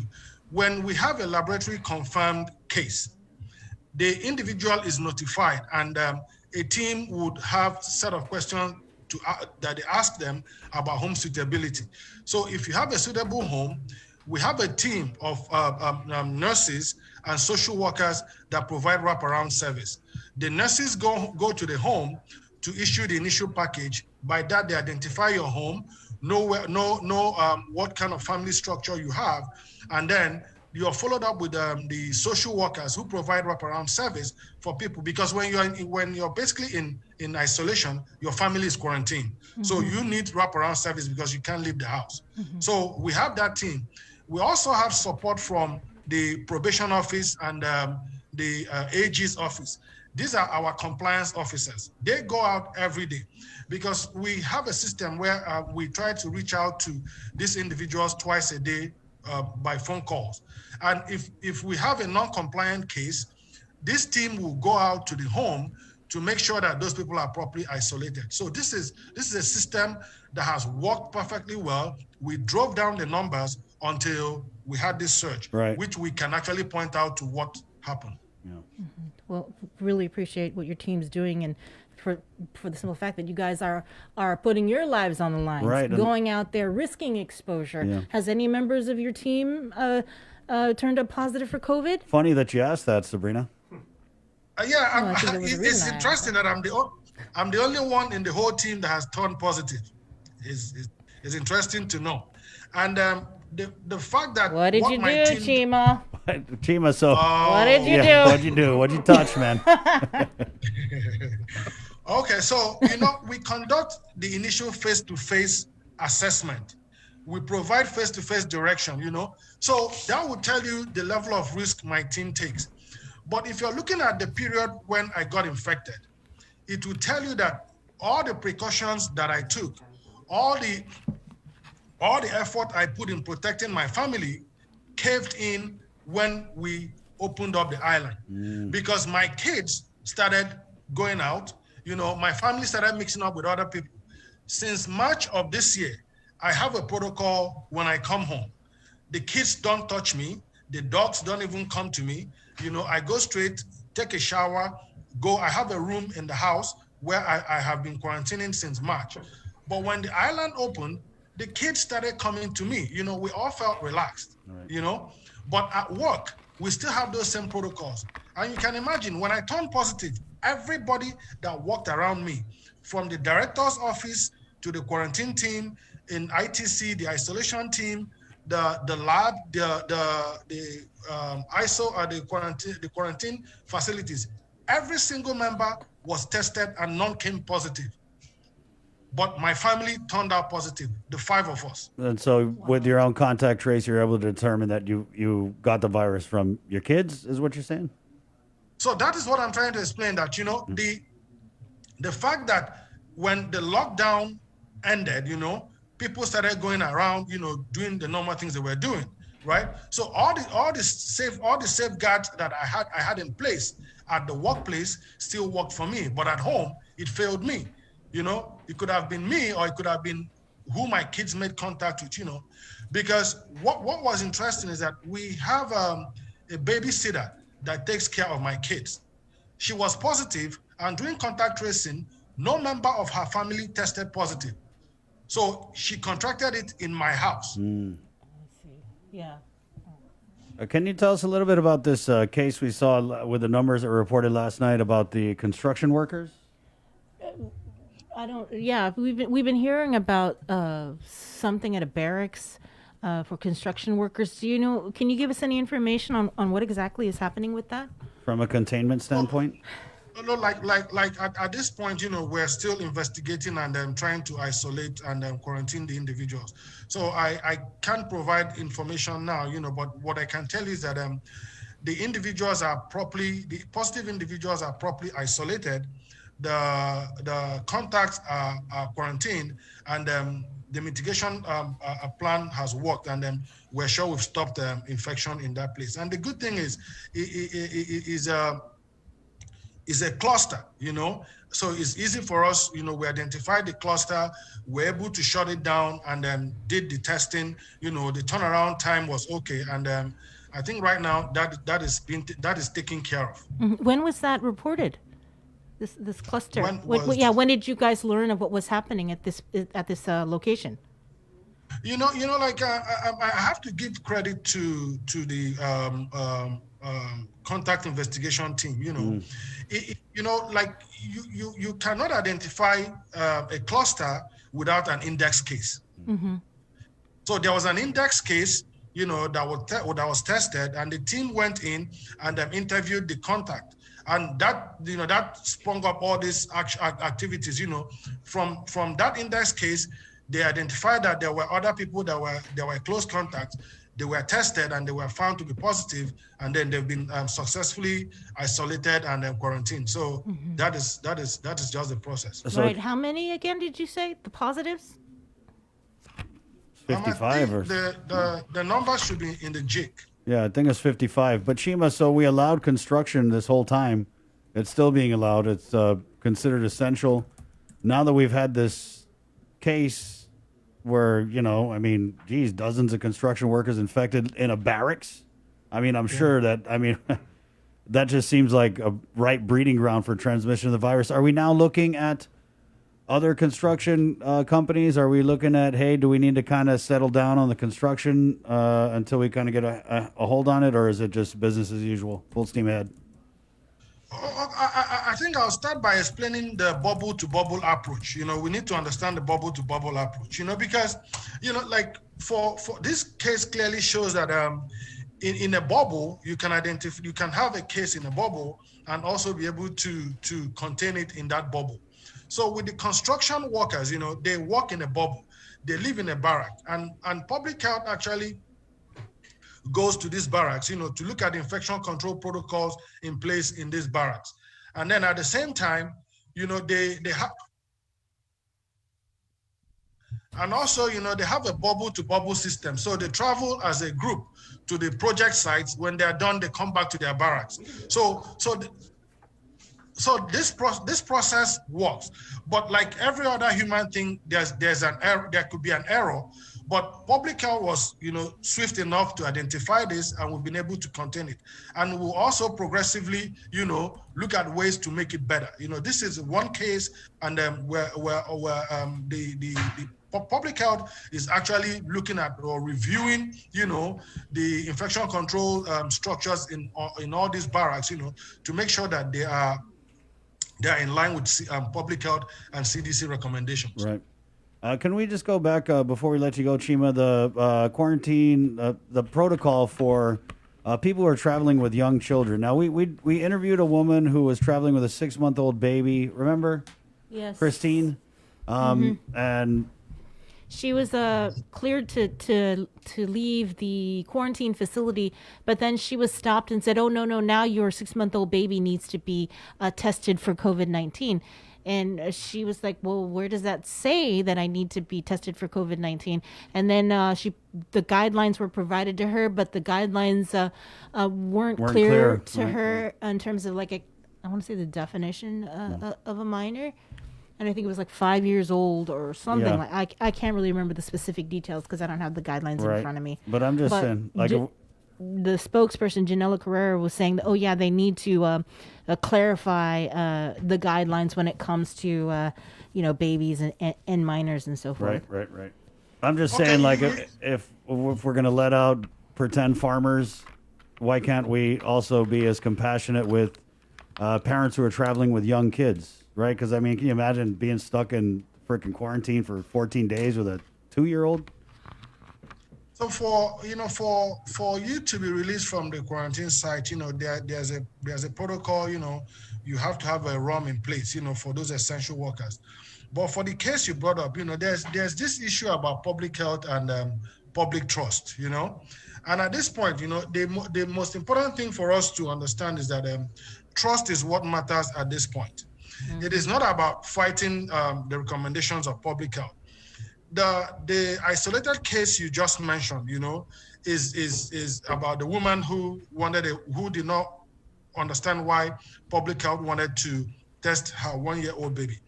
But at the same time, we can tell you that in the quarantine sites, we've had I think a 12-month-old baby test positive.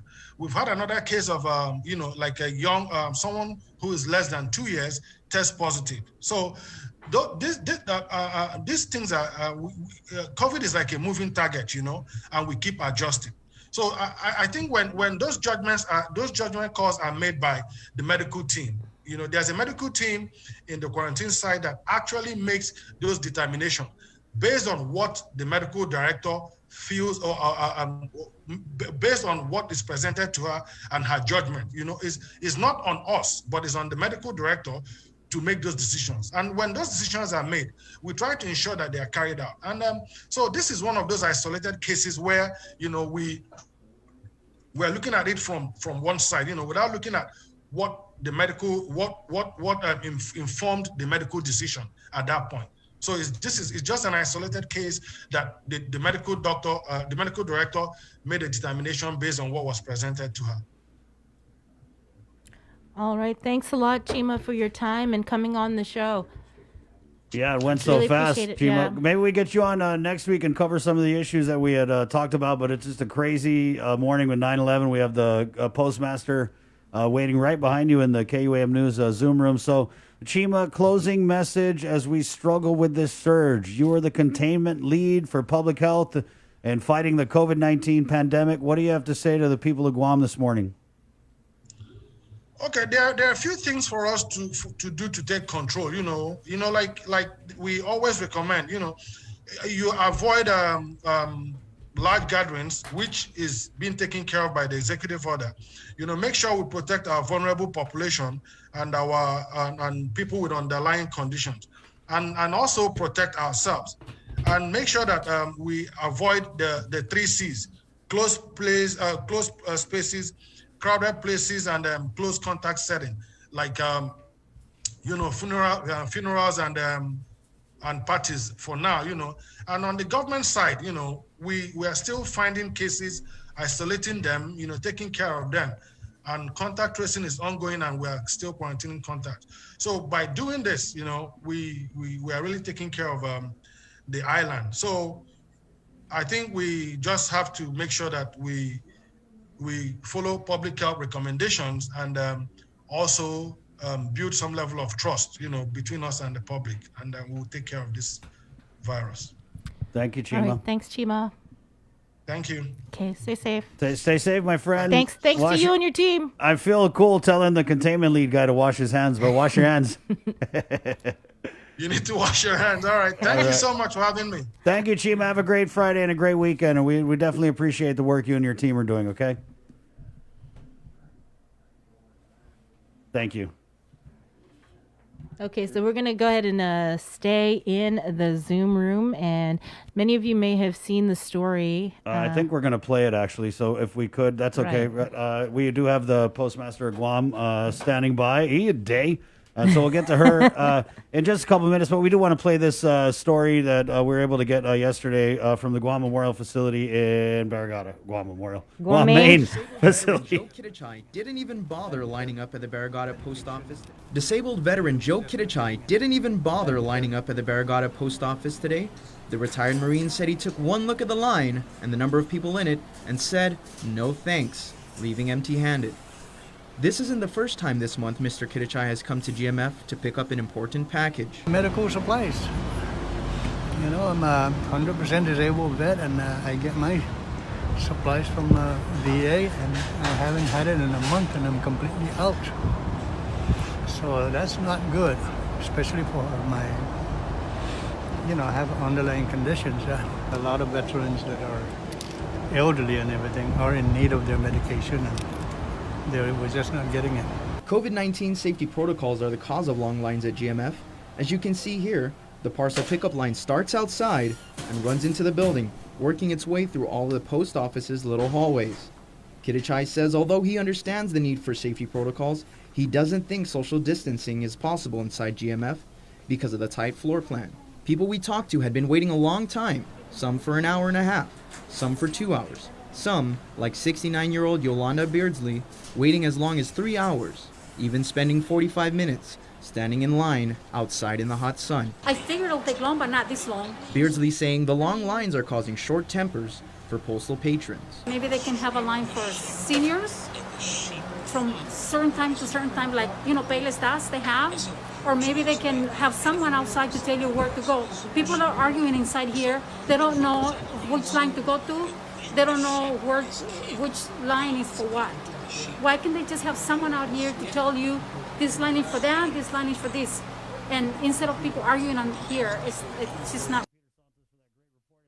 7 on this Friday, we're KUAM FM in Hagatna, Guam. Adios to our viewers on KUAM TV 11 jump right on over to our Facebook Live feed or right here on The Breeze with the link 93.9. Good morning and goodbye, TV 11. Okay, and now we're back here. We just played that story at 7:57. Let's bring the Postmaster General for Guam, Tammy Shonen, onto the KUAM News Zoom room. Morning, Tammy. Hi, Tammy. Good morning, Chris. Good morning, Sabrina. Thanks for joining us. I know you're crazy, busy morning, and let's just get right into it, Tammy. As we saw in the story, and we're also hearing that there are similar issues at all the post offices, right? So we just went to GMF, but then we heard Tamuning, and Yeah. we'll just give you the floor. Tell us what's causing these long lines at the post offices. Right. So obviously, you know, we've had this pandemic here, and the Guam residents here, they rely on the mail service to get their necessities. You know, there's cleaners, household goods, school supplies, clothing, laptops for the kids, and, you know, we're doing our best to move that mail as fast as we possibly can. Our volumes in the month of August were, like you said earlier, 40% over last August's volumes. And I ran the numbers for September, and we're looking at nearly double already just for the month of September. So no one could have predicted this amount of mail volume would spike and stay this high for so long. It's been several months now that we've had these volume increases due to the pandemic and the closures of the businesses here on Guam. So we're just pushing through and working on getting more people on board so we can give better service to the customers here on Guam. Tammy, how much of the lines and the traffic, how much of it is that people have been locked down, staying home, businesses have been closed for months, so everyone's shopping on Amazon? And how I much? would say pretty much all of it. All of I it. mean, I myself am ordering online because we just can't go to the stores right now. Right. So our mission is just to move it as quick as we can.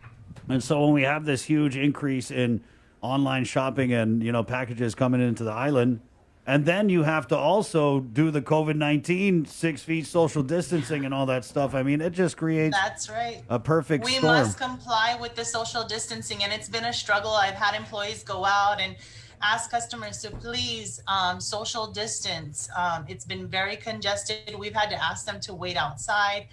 I've asked the government and GPD to get involved and help us to maintain the social distancing here because we want to keep our employees safe. We want to keep our customers safe. And with all the businesses being closed, there's pretty much nowhere else to go but the post office right now and banks. So you guys have, you said you were looking to hire people? Oh, yes, definitely. We anticipate a big hire coming. You're going to see our banners go up soon. It's available at USPS.com under careers. And while you're there, you can do other stuff online at USPS.com. You can prepare your packages, you can pay your box rent, you can order supplies, you can order stamps. Right. And, you know, to do that would really help us to take the customers out of the line and allow us to help more customers with the package distribution. That's cool. What would you say is the estimated time frame that people are waiting in line at the post office? I know we spoke with a few people, What I'm but hearing right now is an estimate anywhere between an hour and a half to 3 hours. And you talk about getting GPD involved. I talked to a lady there, and she was saying that customers in the line are fighting. They're arguing about, Yes, and they're also yes. getting mad at your staff. Right, that's correct. So we ask for the public to be patient with us. My employees are on their feet 10 to 12 hours a day right now, sometimes 6 days a week. They're making heroic efforts to try to get the mail out to our people. You know, these are our family, our friends, our neighbors that we want to service, and we're doing our very best, and we're running very thin right now, but we see hope in the future. There is plans to get more people on board to relieve the lines. Tammy, I know you saw in the interview, and I'm sure you've heard this before, people saying, oh, why don't they have a Monomco line, or, you know, why don't they have this kind of line, that kind of line? Can you kind of address we that? want to offer that speedy service to all of our customers. And we're going to plan to do that by getting more people on board so we can help all of our customers. We don't want to see anybody having to wait in line for an hour. Right. And so how many more staff are you anticipating picking up? And how many, in a perfect world, how many would you I can't get? say for for sure, but it's going to be a significant improvement. I know it's going to be more than 15 is what I'm expecting. Wow. Guys, get in your applications, USPS.com. What are you looking for when you're looking for a good postal worker? Asking for a friend first? Asking for a friend. Check. Oh, darn. Wait, how intense, though? Are you going to talk to my aunties? Of course. Just apply online, and they're going to go through the USPS screening, and we're going to take the best top scorers, and good luck to everybody. And this is not necessarily a temporary hire, right? These are people that you're planning on keeping on? Right. Right. With the increase in mail volume, we don't foresee this going away anytime soon. So this will be permanent positions coming up that we foresee. And these are good jobs, right, Tammy? Good jobs. Yes. Post office. I know, because I hosted the Christmas party a couple years and they paid pretty good. Yes, I was there. Yeah, I know. I miss hosting parties, by the way. Sorry. Personal note. What Well, about when the pandemic ends, maybe we can go back to that. Right on, right on. how about your staff, Tammy? Have any of them, because of their, they're out in the field, have any of them have been infected with COVID? No, not at this point. We've been blessed. I have a great maintenance crew, custodial crew. My employees are very diligent about taking care of business here. We're sanitizing, cleaning frequently. So yeah, luckily we are so blessed to have not had any situations here. Nothing major for sure. Tammy, we know you got a lot of packages to offload, so we'll just give you the floor here and address the customers of the United States Postal Service who may end up waiting a little bit today. Yes, please bring your chairs, bring an umbrella, because if you have to wait outside, there's really not much we can do with the social distancing, but we really do need to separate and make sure that we're not spreading this illness more throughout our community. And please, when you come in line, come alone. Don't bring all your family and your children and your, everybody. So, one person in line per hash mark is what we ask. That way we can keep the congestion in our facilities down. Right, and you guys do have the markings on the floor. I know that we had talked yesterday. Yes, we do. Right, so you're asking the Yes. customers, please adhere to and follow. We should all be used to it. It's funny because I talked to one guy who didn't make the story for whatever reason, but he was like, oh, I'm used to waiting in line. I don't know what's these guys' problem, because everywhere we go now, it's the new norm, right? Yeah. But I saw it too. They're not looking at the hash marks. So check the floor marks so that we adhere to the social distancing and be safe. Thanks, Tammy. There you go, Tammy. All right. I mean, this is like a few years late, but I just want to give it up for our first female tomorrow postmaster. Thank you. I know I'm kind of like 3 years behind. Maybe a little bit longer. Okay. But thanks, Tammy. Yeah. Tell the family we said hello. Take care. Will do. Take care. God bless you. Wash your hands. Let me know when that package from Kansas comes. My mom sent me a birthday box. I'm sure the carrier will deliver it. I know, he's my guy. Thank you, Tammy. We'll see you. Just wash your hands. Stay home. Be safe. 8:05. Again, we're KUAM-FM in Agutnia, Guam. Yes, we have the vice chair. We have Lillian Posadas. We're going to go to Lillian Posadas real quick. Calling an audible. Yeah. Lillian Posadas. Let's bring on hospital administrator Lillian. Thank you so much for joining us. Always, we'll just stop everything to get you on. And we know you don't have a lot of time, so if we could just get right into it, and we'll start with the COVID census count at the Guam Memorial Hospital this morning. Okay, we have 50 currently in the hospital, and of the 50, 12 of them are at the ICU level of care. And of the 12 ICU patients, 11 of them are on ventilator support. But of course, you heard that the news that we lost one individual early this morning. Was that individual on a ventilator, Lillian? No, he wasn't on the ventilator. How about the death we reported last night? That one was on the ventilator. Yes, the individual was on the ventilator. Any update on the SNU? No update, no movement. We're still, challenged with our staffing situation here in the acute side. 13 RNs are out because of the COVID.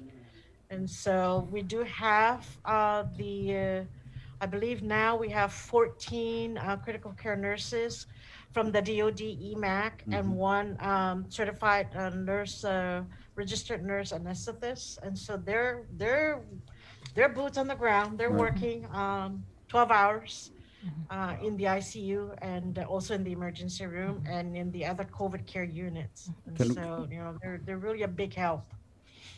Can we go back to the 13 RNs out? Are they COVID-19 positive, or are they just being sidelined waiting for results? Or no, they were COVID. They were tested and they were COVID-19 positive. Some of them are just out on different type of personal sick calls. So, they're exhausted. So when did they go out? I mean, is this recent? What's the timeline? 13 registered nurses go out. Yeah. I don't have the exact day, but you had asked me that question, how many are out? So I'm now responding with that information that as of that time that we talked, 13 of the registered nurses, altogether 42 staff tested positive with the second wave. In the second wave. So can we get the breakdown, Lillian, of nurses, doctors, and non-medical staff? I don't have the number right now Okay. For you, Chris, but I can get that number. But right now, as far as the registered nursing category, 13 were still out. Some of them who have tested positive have recovered and have been cleared by our employee health and infection control and public health. They've been cleared to return to work. That's good. So we have gotten some back. Lillian, we got the help from the DoD side with those nurses that you had mentioned, but we're still seeing this concerning climb in deaths and hospitalizations. I know that when we had talked about these people coming, it was help is on the way, and I don't want to take away from anything they're doing, but did they just come in so late in the game where so many of these COVID-19 cases were already on the decline that there was really nothing they could do from an acute care standpoint? Okay, let's split that up, that Right, question. You right. said the DOE nurses? The DoD, the FEMA, right. Okay. Well, when we submitted our request through the federal, we immediately got a response. And so, they came in pretty quickly. Now, as far as was it a bad time or was it the right time?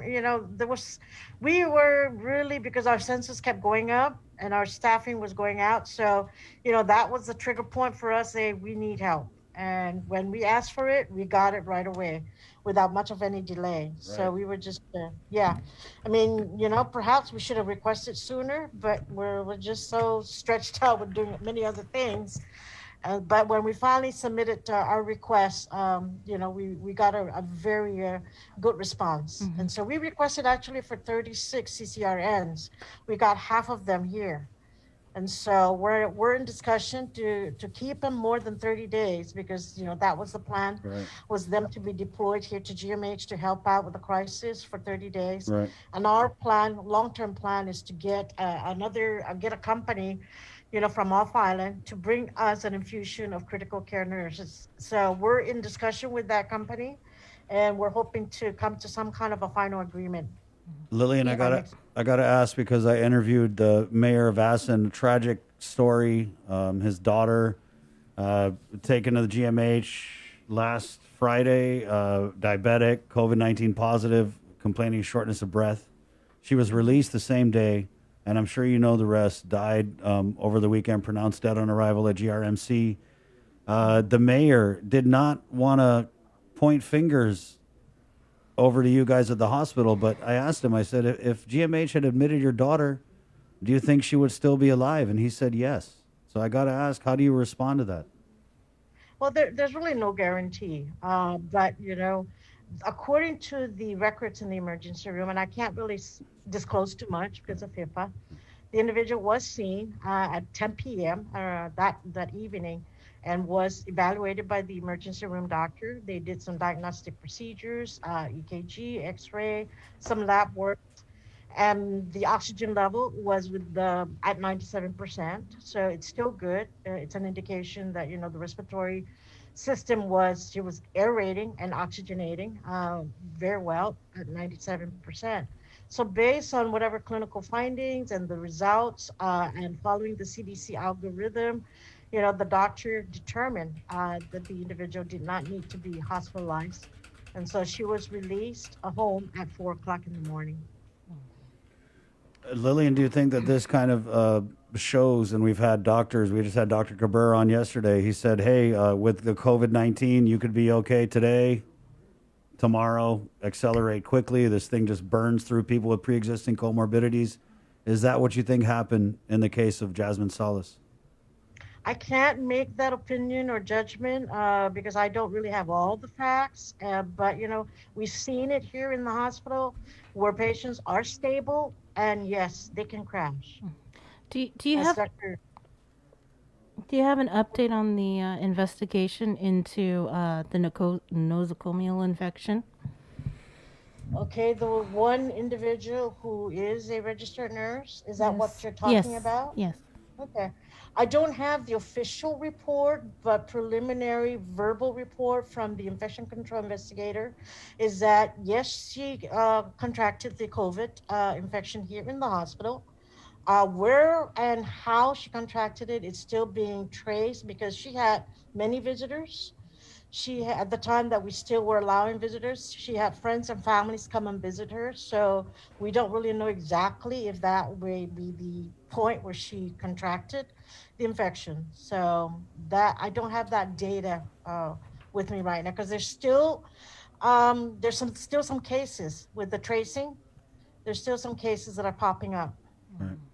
Are you guys, because if it turns out that it's visitors into the Guam Memorial Hospital, are you guys doing anything to revise your protocols for people that are visiting people at GMH? We're not allowing visitors right now. Right. Ever since we went into PCOR 1, visitation privileges are suspended. I see. We're only allowing like a parent of a pediatric individual to be with the patient, COVID or non-COVID. We're allowing family members of patients who have dementia or are high fall risk, if they can help, watch their loved one, so that way minimizes the risk for fall or confusion in the hospital. Right. And so those are the kinds of family members we are allowing into the hospital. Are they being tested for the virus before they're allowed We're into not testing them. We are checking their temperature when they come in. We screen them for questions such as, have you had any symptoms? Have you had any history? Have you been tested recently? Have you had a history of a COVID positive result? So we're screening them on an assessment, but we're not actually testing them.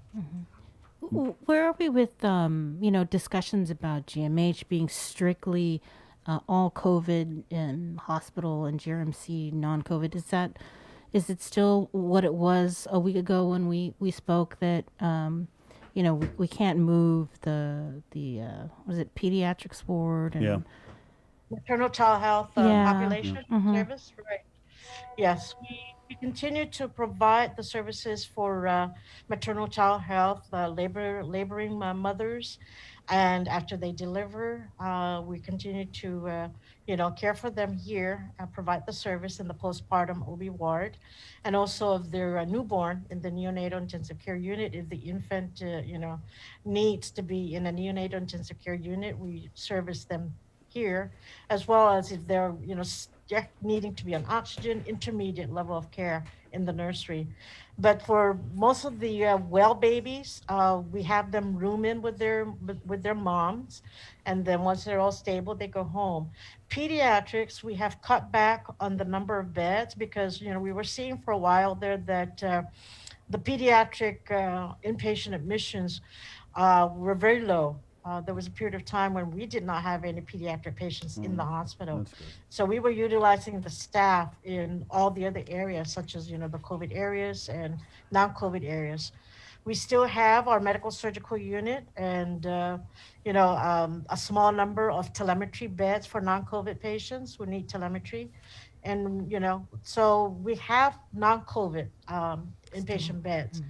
We are seeing a spike in pediatric admission. So why? That's something that we are now discussing with the doctors and our chief medical director, we're discussing to see, okay, maybe what we need to do now is, change plans and see what we can do to then, because, we're going to expect, it's flu season, and we'll probably see an increase in pediatric admissions. Right. When you say That's the issue that we need to address. you said you are seeing an increase now, is that what you Yes. said? Are they COVID patients?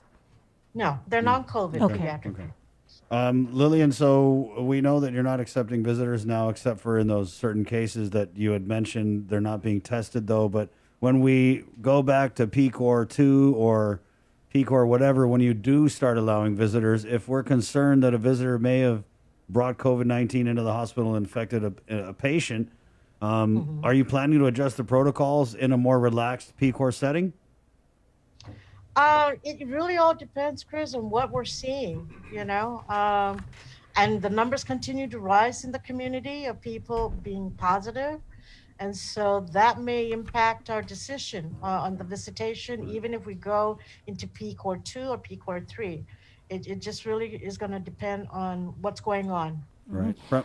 From an infection control standpoint, because we've had this lady dropping in the comments a bit, can you talk about, so we have the COVID part, simplification, we have the COVID part of the hospital, the non-COVID part of the hospital. Is there traffic from staff, nurses, doctors working in the COVID side to the non-COVID side, and how do we mitigate the risk of transmission? No, if we assign nurses from other areas, from the non-COVID areas into the COVID, we make sure that they stay in that area. They don't go back and forth. Okay. Once they're done with that shift, they go through the proper doffing, clearing, decontamination and all that before they go back out. And so they're given a hospital gown. They don't go in there with their gown that they use in the non-COVID area. They go in with a different gown, donning all that PPE gear and all the PAPRs, protective gear. And once they're in there, they stay in there. They don't go in and out until they're done with their shift. Lillian, I wanted to follow up on the DOD nurses. You said that there were 14, right? If any of the DOD personnel that flew into Guam, have any of them come down with COVID?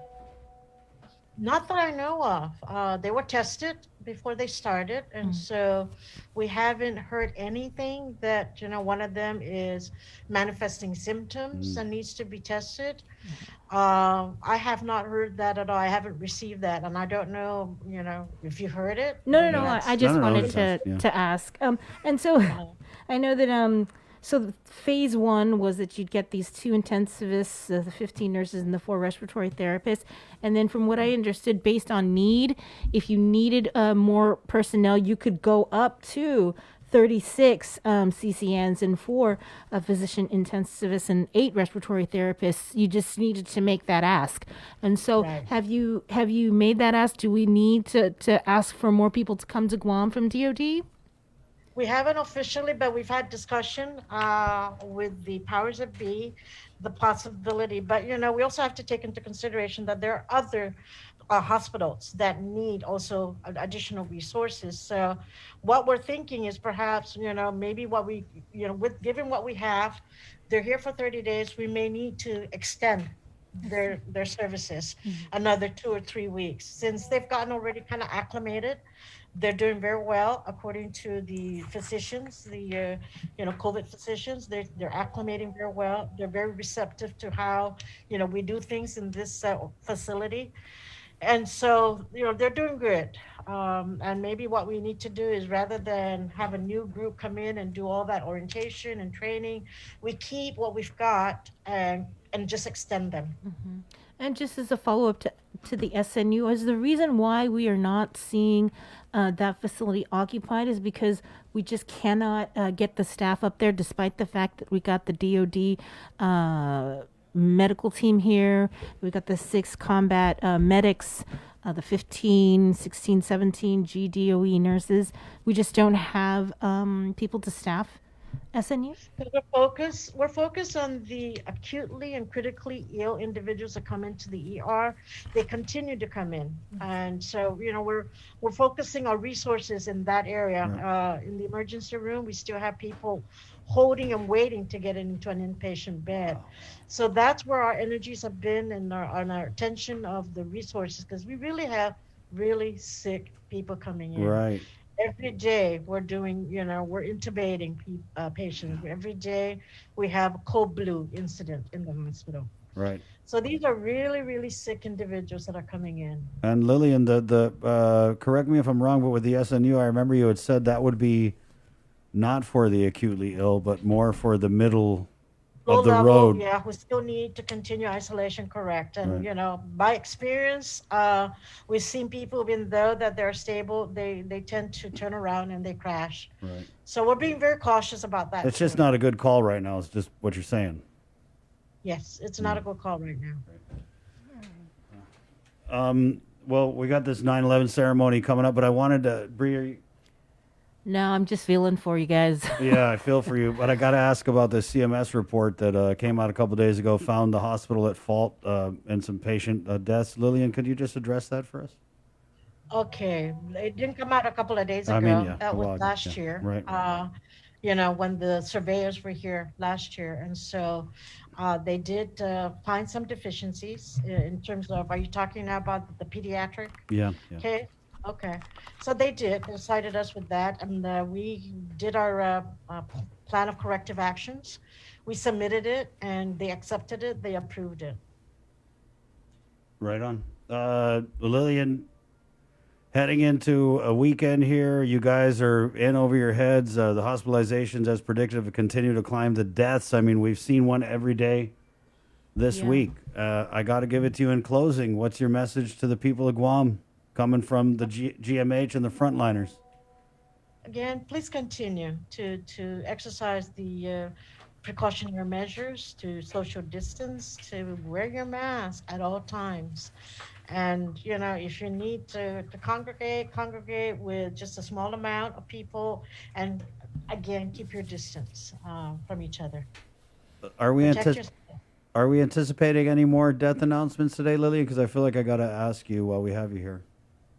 Well, I don't want to say that because, Right. I don't want to, but the people, like I said, are very, very sick, critically sick. So anything can happen, and, hopefully not. Right. Let's pray hard that they will, heal and recover from this deadly virus, but it's just unpredictable. We've been praying and we'll continue to do. So. Thanks, Lillian, for your time God again. bless you, Lillian. Be safe. Okay. Take care. Be safe. Okay, Thank we'll see you on Monday. Okay, there you go. Lillian Posadas, hospital administrator. Yeah, if you could come on Monday. She's like, this boy. I see Bo back. Wait, what was that? Thank you, Lillian. Get some rest. Okay, yes, Hopefully you yeah. can. Okay, 8:25. We got to take a quick break, and we're coming back. This is what's coming up on the rest of the show, though. We have a 9/11 virtual wreath-laying memorial ceremony that's just minutes away, and Lillian talked about an increase in pediatric admissions at the Guam Memorial Hospital. So we will get Dr. Michael of the Physicians Advisory Group, who just happens to be a pediatrician, on to talk about that. And then we're going to close it out with our buddy Victorious Falan, a new segment brought to you by Thrive. It's the One Micronesia podcast. We'll give you a sneak peek, okay? This is premiering today, Jay? Yeah. But we'll have Vic on to talk about what you can look forward to in this episode, because this is really one of our flagship pieces of content, the One Micronesia podcast. This thing came out at a time, it was at a time when the community was very divided over the machete attack incidents. Remember that? And we had all these town halls. And so he came up with this segment, and it's just been strong. So yeah. Props to Vic, and we'll find out more about that. Okay, Chris, I actually have a treat for you, because since we started doing the show, someone who is always so gentlemanly and so just warm and accommodating is Mr. Roberto Fracassini. He's actually going to participate in the. He's actually standing right by in the Zoom room. He is a flautist, and he is going to be performing. So we finally meet Mr. Fracasini. Buongiorno to you too. He always greets us in Italian, and it's so wonderful. Yeah, I told him, forget about it. That's the only. Sorry. That's all the Italian you know. I only know that and like make them an offer they can refuse. That's it. 8:27. We'll take a break, and we'll come back with Jason Solis and our 9/11 virtual wreath laying ceremony next on the breeze on the link. Good morning, Guam. GU Self Storage, conveniently located near the Harmon McDonald's. We offer affordable rates, online payments, and auto bill pay for your convenience. Plus gate access daily from 6 a.m. to 9 p.m. Call us today at 648-7867 for more information.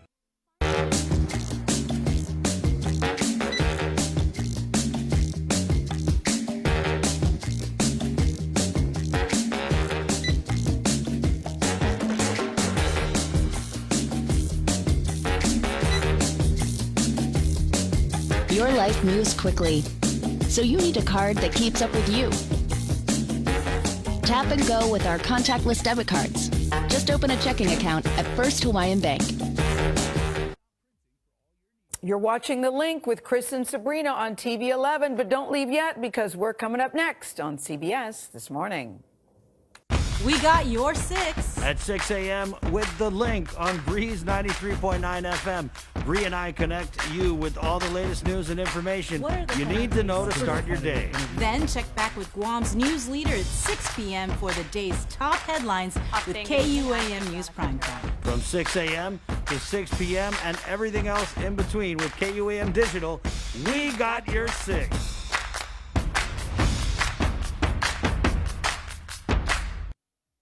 Hafa-day. My name is Margarita Gay. I'm a registered nurse at the Department of Public Health and Social Service. The Centers for Disease Control recommends wearing cloth face covering in public places. Don't let your guard down. Prevention saves lives. For more information, please call 311 or check out our website at www.dphss.guam.gov. Hafa-day. My name is Kathleen Fernandez, and I'm a registered nurse at the Department of Public Health and Social Services. The Centers for Disease Control and Prevention recommends wearing cloth face coverings in public settings. Don't let your guard down.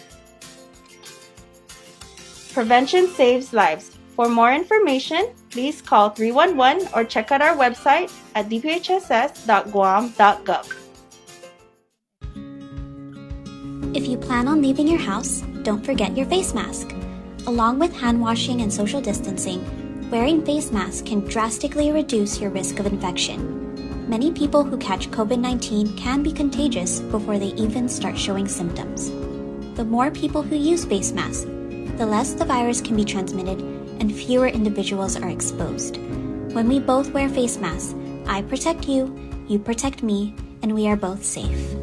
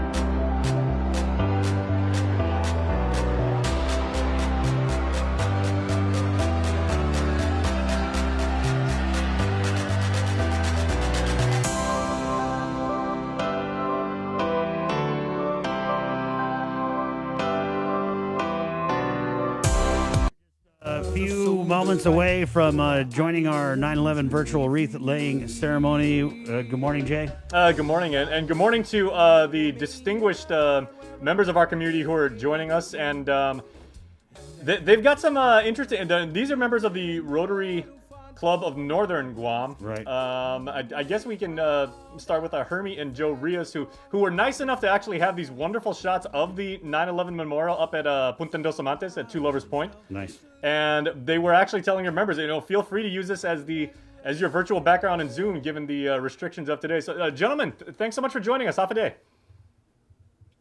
Thank you, Jason. Thank you for bringing us on live on KUAM 11 and being live streamed on Facebook. Thank you so much. Our pleasure. And before we get into it, Jay, if we could ask, I just got to give you guys props because COVID has taken so much away. We lost Easter. I'm about to lose my birthday. My kids lost their birthdays. But you guys keeping this very solemn ceremony for 9/11 in place. Just if you could, just quickly, how much work did you take to put all this together and to make sure that we paid our respects on this day? Chris, I am the club president for Northern Guam, but I'm going to defer to our secretary, Joe Rios. He has been coordinating this event for the past several years. So Joe has so much history behind this ceremony. So without further ado, Secretary Joe, can you just enlighten everyone about how this came about and why we continue to do this every year? Yeah, definitely. Is my sound okay? Yeah, you're good, Joe.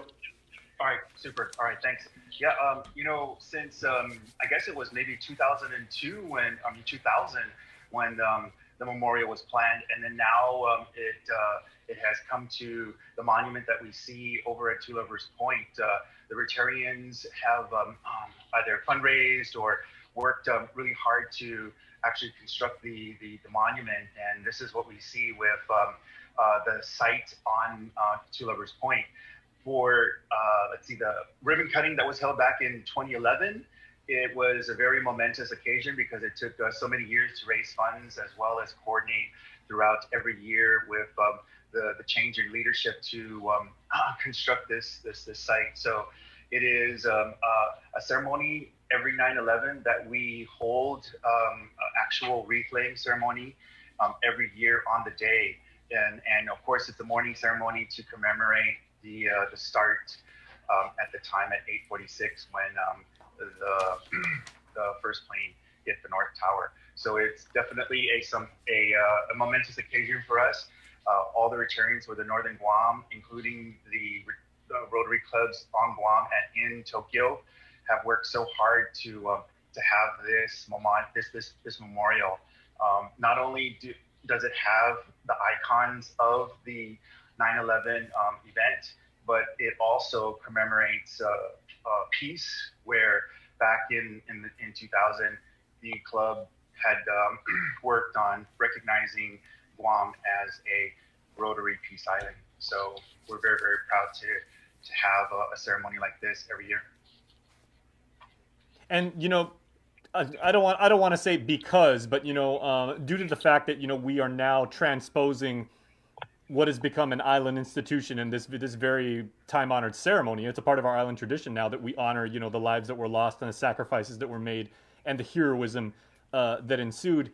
Is there's so much of that that Joe and Hermie and gentlemen that hinges on being there and being able to witness the prayers being said, the traditions that the firefighters and the policemen and Port Authority workers that participated in the New York tragedy that they did. So I want to say, Joe, you're getting kind of good at this, transferring real life Guam activities into virtual ceremonies, because your work with Relay for Life, you did that earlier this year, and now you're doing this too. So what were some of the challenges in being able to say, you take an event in our island that is so dependent on saying specific things and doing things at certain times, and now being able to translate this basically so that the world can participate?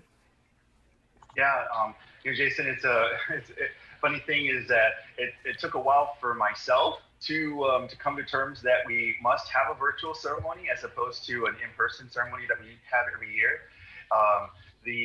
just to coordinate all of the participants as well as the committee members to understand virtual is an option. However, we want to have an in-person type ceremony, modified, maybe even a contactless type of ceremony. But in this case here, we had of course to work on a virtual production, and thanks very much to KUAM and everyone there to actually make this thing happen, because having a virtual production of our ceremony will continue with the whole spirit of how we want to share with everyone, not only here in Guam, in Tokyo, where our Rotary District is in, but also around the world, so that they know that we have a peace memorial here in Guam, and the other is for each one to know that we also remember and that we have not forgotten, and that we want to honor the survivors. And what we will be doing in very short order in just a few moments is, I know at a very specific time, and I know Charlie Hermosa is here. And Charlie, if you want to unmute your mic, I'd like to ask you, your role in today's virtual ceremony is to toll the bell at 8:46, which is which was the time when the planes hit, correct? That's correct. That's correct, Jason. Yep. And to me, it's very important.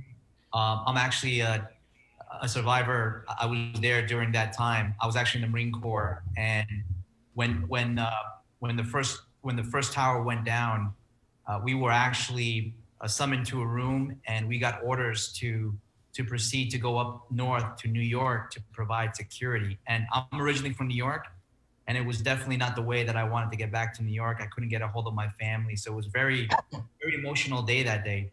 Couldn't get loved ones, friends, family, and then I was going to go up to New York to provide security. But unfortunately, fortunately, we stood down, and then we received orders to head over to the Middle East.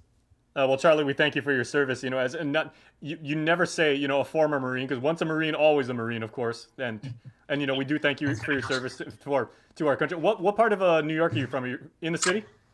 Queens, New York. Oh, from Queens. Okay, very, very nice. Okay, we've also got our buddy Darren, who is joining us, and Darren joining us on behalf of the United Pilots Association. Darren, of course, the airline industry was so affected as a brotherhood and as a single community by this event. So if you wouldn't mind, sir, you can unmute your mic and just say, what does it mean to you on behalf of those that paid the ultimate price to be able to honor them here today with us?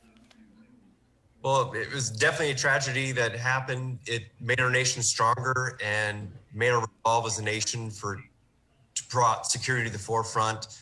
It was a very tragic day. I was, fortunately, I wasn't flying at the time this happened, but just remember the reactions of everything happened and the people around us. But it brought in my opinion, if a silver lining would be, it did bring our nation closer together and made the airline stronger and made our nation better in a respective way. I remember I was in New York City, a couple of years after 9/11 happened, and I was there, and just to still see just the massive groundswell of patriotism and of unity in the city. And I remember going to New York City as knowing about it as a kid, and they were like, okay, well, you might want to keep your wallet in your front pocket, and it helps if you know a couple people there. But I mean, it was just such a spirit of togetherness, and we will survive and we will persevere. I mean, it was just so amazing. So maybe Charlie, if you can shed light on that as a native New Yorker, what does it mean to you to see the way that the city did respond, and and with not only with servicemen like yourself, but also with civil service workers? It's exactly that, Jason. It was amazing to see everybody sort of come together, but it was also amazing, and I have to say thank you to all the frontliners, because whether they were on Guam, I mean, it really, or anywhere in the States, they came together, they supported all the frontliners in New York City, whether it was with care packages or actually physical support to actually show up and work at Ground Zero. But the frontliners were the key at that point. And just wanted to say thank you for all the frontliners today that are key in everything that's going on today with us today. Mm-hmm. All right, thanks so much. Of course. Oh, and for those of you, I know that we've got a real full house here, and people who care, obviously people who are more than honored to participate in here. The Honorable Speaker of the Guam Legislature, Tina Moody Barnes. Madam Speaker, good morning. Thank you for joining us. Thank you very much, Jason, and thank you to everybody here on this Zoom presentation today. I want to thank the Rotary Club of Northern Guam for always taking the time so that we can reflect and remember. And with this, I say, greater love have no man than he who laid down his life for his brother. I want to extend an undonkulunsi joswasi to the brave 343 souls who gave their all. And I'm with Chief Courier here as we pay tribute on this occasion. Si Josan Bini DC, Jensai Namasi from Guam. Okay, and Chief, very good to see you. And I know this is a very, very solemn day for those of you. And, you know, one thing I've always known about firefighters is, you know, firefighters, regardless of whether you're local, federal, no matter what district or territory you serve is, you know, you all train the same. And I've heard that across. And, you know, I may not know the crew who's responding to an incident, and you know, I may never worked with them, never met them before, but we all train the same. We've all got the same skill set. So then when this tragedy happened, it impacted you in a unified way. Everybody's like, I lost a brother. So what does it mean for you now to continue the tradition of service and that commitment that, you know, your brothers who wear the uniform, you know, what they made on that fateful day? It means a great deal to me to be able to recognize brothers in the fire department, also in the police department, all first responders that are out there and put their lives on the line serving our community and the people of the U.S., of Guam. No matter where we're at, we're brothers. And for them to be able to put their lives on the line and die in line of duty like that is tragic. But it makes you proud to know that we've got people like that are there for you at the time when you most need them. All right, thanks so much, Chief. Of course, you know, we are just moments away from doing this, so we got about maybe a minute and a half, but I also know the Honorable Lieutenant Governor of Guam, Josh Tenorio, is joining us. And LT, you've very fittingly, you know, outfitted your office, and you've got that very nice shot on your flat screen TV of the Twin Towers and everything. So thank you for doing that. I know you're going to honor us with some words of wisdom later in the program and everything like that. But very quickly, your thoughts on what this day means for Guam as an American territory. Well, the flashback for me, 19 years ago, I was staff here at the governor's office. Lieutenant Governor Madeline Bordallo was the acting governor, and I was the acting chief of staff. I saw it on TV, and I made the phone call to her, and we had to go to civil defense to get all the briefs and watch our reality change overnight into the situation we're in. But as the others said, the amount of sacrifice and the courageous nature of all those that responded in New York, and then all the people on that plane, you know, that really saved more people through their own heroic efforts by bringing that down. Folks in the Pentagon, this changed our life forever. And it is humbling that on Guam, we are joining this tribute and making sure that we never forget. All right, thank you so much, LT. Okay, the time is upon us, ladies and gentlemen. So, Charlie, I know the honor is yours, and thank you for sharing with us that you are a native New Yorker and everything. So, Hermie or Joe, if you don't have anything else to say, the stage is yours for the program. All right, I'll go ahead and start now. Yes, please. It is now 8:46 a.m. The world will never be the same. We will start our ceremony now. Charlie Hermosa, member of the Rotary Club of Northern Guam, who served in the Marine Corps and a 9/11 survivor, starts the bell tolls for all the individuals, including the firefighters and first responders who lost their lives. Everyone, please write in the comment section the name of a firefighter or a first responder or a loved one lost.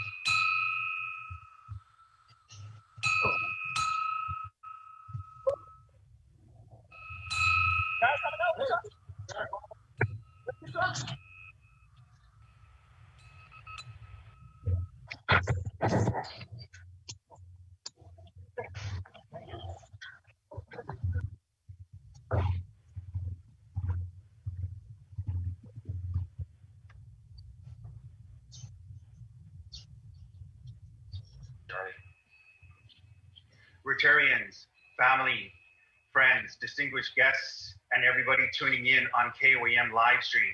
Good morning. Welcome to our first ever virtual 9/11 wreath ceremony on KOAM. Thank you, Sabrina and Chris, for this valuable time during your show. I am Rotarian Joe Rios, and it is my great honor and distinct privilege to be your Master of Ceremonies.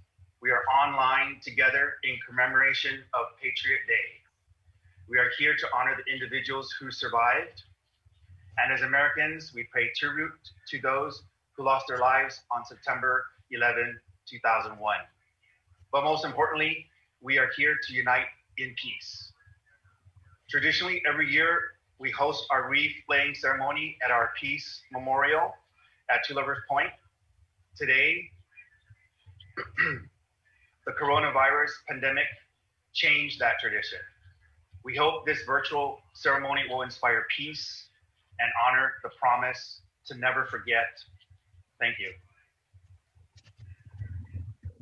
In keeping with tradition, Isel Paulino will now sing the national anthem and Guam hymn.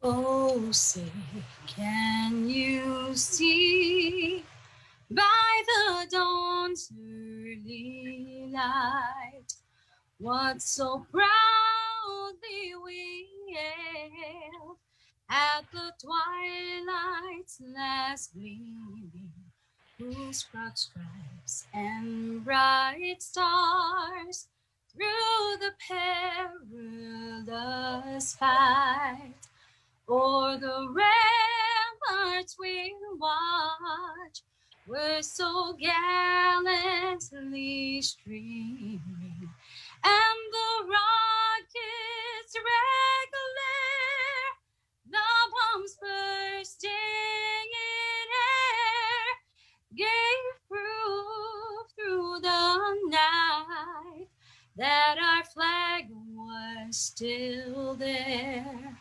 Oh, say does that star-spangled banner yet wave o'er the land of the free and the home of the brave? Falogi Chamorro Puritanyota Kantai Matunonya Gitoru Iluga Paraiona Parai Gloria Viva is la Sempara Paraiona Parai Gloria Aviva es la Sempara Toru Itenku Ipas Paraita Zangin langit no bendition Contra peligro Nafan Safuham Zeus Bruteis Languam Contra peligro Nafan Safuham Zeus Bruteis Languam. Thank you, Isel. You really have a beautiful voice. Robert Paulino is a former club president and the senior pastor of the Redeemed Christian Church of God. He will provide a prayer. Good morning, everyone. Shall we now bow our hearts before the Lord? We thank you, Father, for all those gathered across our nation, standing firm in our commitment to never forget the men and women, fathers and mothers, brothers and sisters, family, and friends who have lost their lives on this tragic morning of September 11th. We remember their love, bravery, and sacrifice. We ask for your mercy and grace, O Lord, to shadow us each day as we carry the burden of our hearts lost. Lord, we acknowledge your sovereignty over the nations and the call for us to be stewards unto one another in love. Help us, Lord, to defend our hearts against evil by your word. Grant your wisdom to our leaders toward peace that we may have on earth, which is in heaven. Father, pour out your anointing upon those who serve our nation, our military, local government, first responders, and our community. Cover them all, Lord, with your mighty right hand of protection. Bless each one who serves their neighbor and lays their life for them, for there is no greater love than this. O Lord, I ask that you take our hand and guide us through the valley so that we may not fear. Lead us through each passage of life with your light, that in our blessed hope we see our beloved in the promise of your presence. In Christ Jesus we pray. Amen. Thank you, Rob, for those words of faith. I would like now to recognize our honored guests who have taken the time to participate in this important event. Honorable Josh Tenorio, Lieutenant Governor of Guam, welcome and thank you for joining us. Honorable Tina Muñoz Barnes, Speaker of the 35th Guam Legislature, and Chief Dan Barrer, buenas, and thank you for attending online. Major Manny Chong, Acting Police Commander, Guam Police Department. Thank you, Major, for supporting us this morning. Welcome. Darren Molay, First Officer with United Airlines. We appreciate you joining us today. Thank you, Darren. Hermie Kea is our current club president. Good morning, Hermie. Roberto Fraccassini, former club president, honorary consul of Italy, is with us this morning. He will play the flute later in the program. Hi, Roberto. Thank you, everyone. And now, President Hermie, please present your welcoming remarks.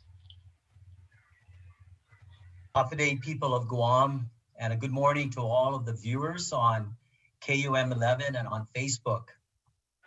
Today is the 19th anniversary of the 9/11 terrorist attacks on our nation. And here in Guam, where America's Day begins and continuing throughout the cities in America, this day has become a solemn and sacred ritual to pause for part of the day to pay tribute to the people who lost their lives, to honor the survivors, the first responders, and the military who protect us from foreign and domestic threats. The virtual background that you see behind me is the Peace Memorial Monument, which was erected by the Rotary Club of Northern Guam, of which I am the current club president. Located in the magnificent and serene surroundings of Two Lovers Point, Punta dos Amantes, the Rotarians of Northern Guam have been gathering there for the past several years with our local and federal officials to commemorate this solemn day. Sadly, we're not able to stand side by side this September due to the ongoing pandemic and the health risks associated with large gatherings. But we, the Rotarians of Northern Guam, will not be deterred in our promise never to forget. While this year's commemoration may be different from previous years, the goal remains the same. We will never forget to honor those who lost their lives during the terrorist attacks on our nation 19 years ago. We will never forget to pay tribute to the survivors, the firefighters, and the first responders. And as Rotarians, we will never forget to continually promote the central tenets of Rotary International, namely promoting respect, celebrating diversity, demanding ethical leadership, and working tirelessly to advance peace. As we commemorate this solemn day in a virtual setting, Let us also take this moment to acknowledge the work of all frontline healthcare workers who, especially this year, have continued to serve during a time of uncertainty against COVID-19. They exemplify the same bravery of the 9/11 first responders every day as they risk their lives battling an invisible enemy.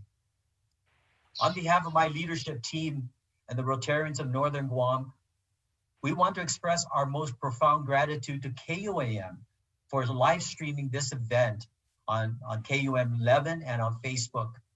Thank you, KUM, and Dunklu Nasizus Maasi. St. Francis of Assisi, one of the world's greatest peacemakers, once said, "While you are proclaiming peace with your lips, be careful to have it even more fully in your heart." We should heed the words of St. Francis of Assisi. Peace begins not with countries, not with nations, and not with government. Peace begins with you. Peace begins with me. And the path to peace in our community starts within our hearts. Let us never forget that our work for peace begins within the hearts of each one of us.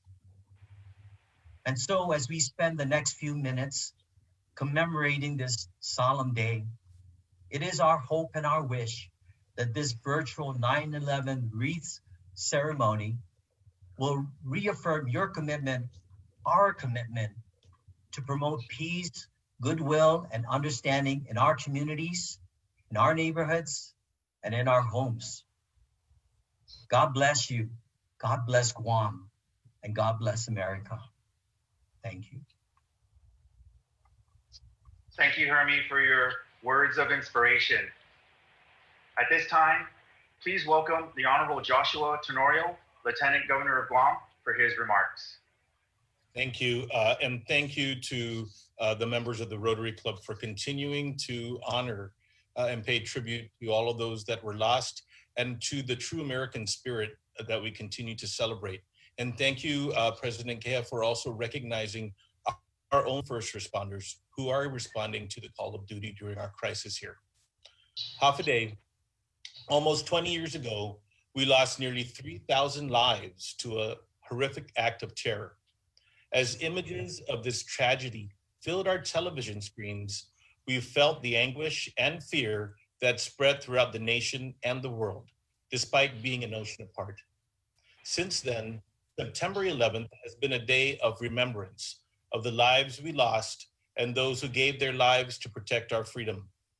This cowardly act was meant to divide us as a nation, to weaken our resolve to our ideals. Instead, we stood together. As scripture tells us, we must detest what is evil and cling to what is good. To honor those who made the ultimate sacrifice, we cannot give in to those that try to divide us. We honor them by staying true to the American spirit and our commitment to freedom, liberty, and equality. And we honor them with our lives by continuing to serve our community, by uplifting one another, and by strengthening our island for future generations. God bless our country, God bless our island, and God bless the people of Guam. Thank you. Thank you.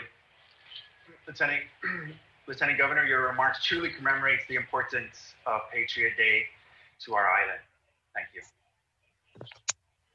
Now we have come to the point in our ceremony where our distinguished guests will present the flowers in their commemorative way. Everyone, you may all now present your flowers.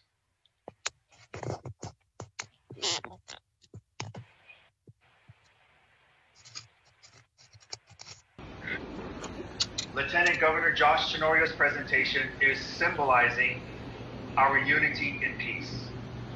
Speaker Tina Munya Barnes will lay the flowers in memory of the individuals who lost their lives at the Twin Towers of the World Trade Center in New York City. George Guerrero and Vincent Terlahi of TSA will lay the flowers in memory of the individuals who were killed in the Pentagon, Washington, D.C., and on board the airliner. Darren Molay will lay the flowers in memory of the 44 passengers who lost their lives when United Flight 93 crashed in the forest at Shanksville, Pennsylvania.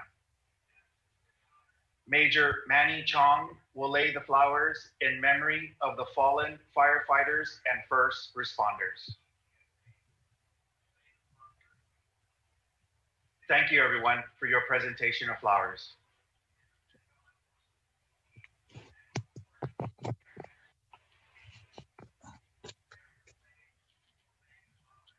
Please join me in a moment of silence for the innocent men, women, and children who lost their lives on an airplane, at the World Trade Center, at the Pentagon, and on the streets of New York.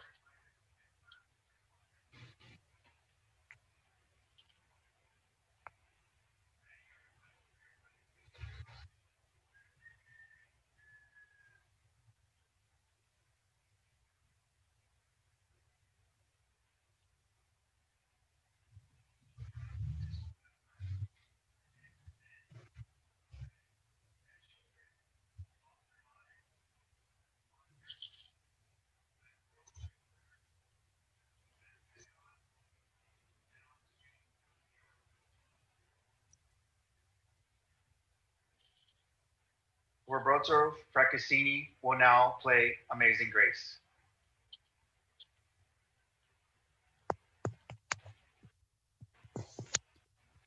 Jason, is there a way to unmute Roberto?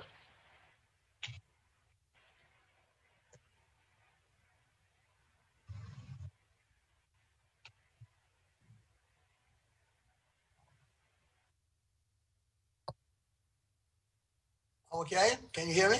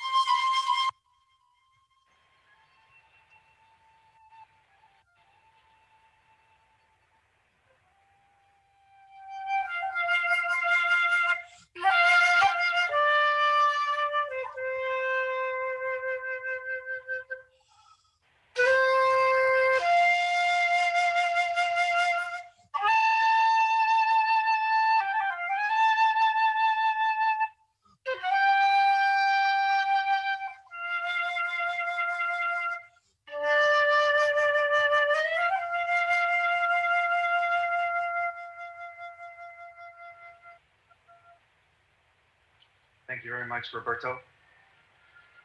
Guam Fire Department and Guam Police Department, fire trucks and police vehicles blare sirens.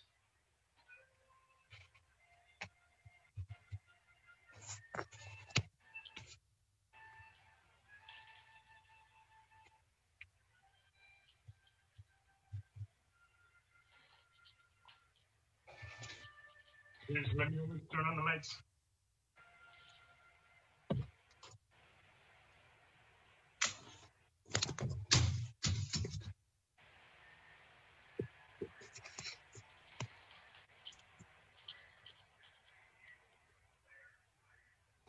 Major Manny, you could blare sirens now. Yes, sir, on the way.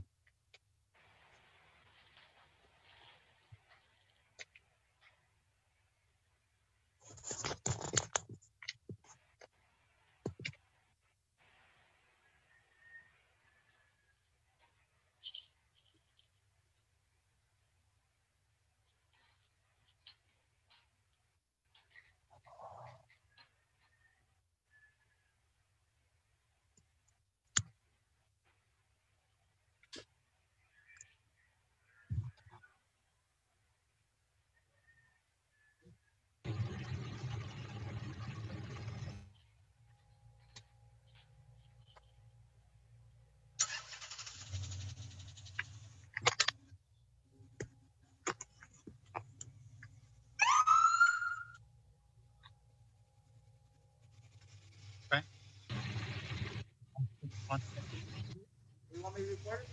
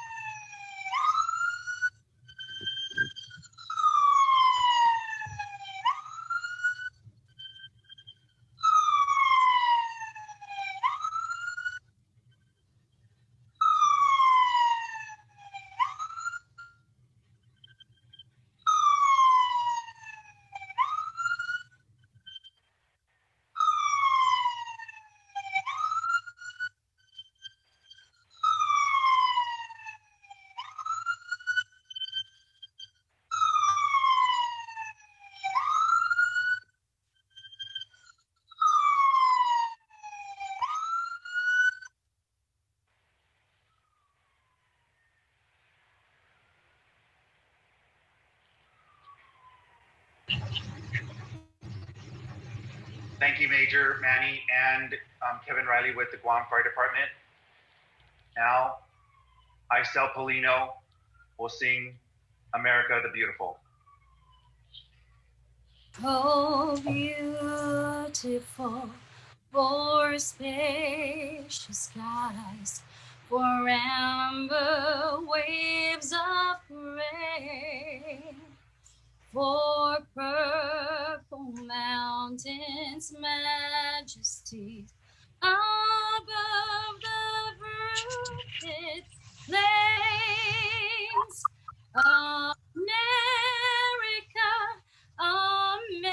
America, God shed its grace on thee and crowned thy good with brotherhood from sea to shining sea.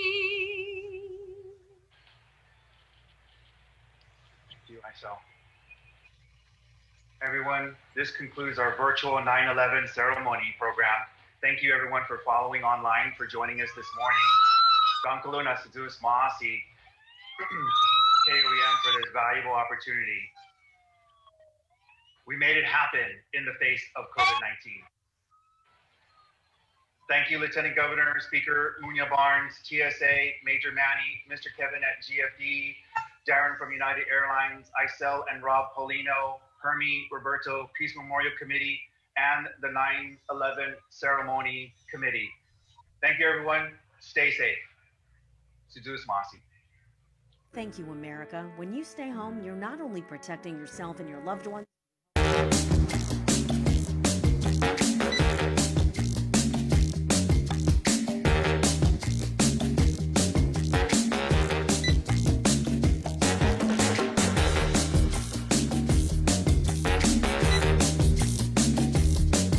Your life moves quickly, so you need a card that keeps up with you. Tap and go with our contactless debit cards. Just open a checking account at First Hawaiian Bank.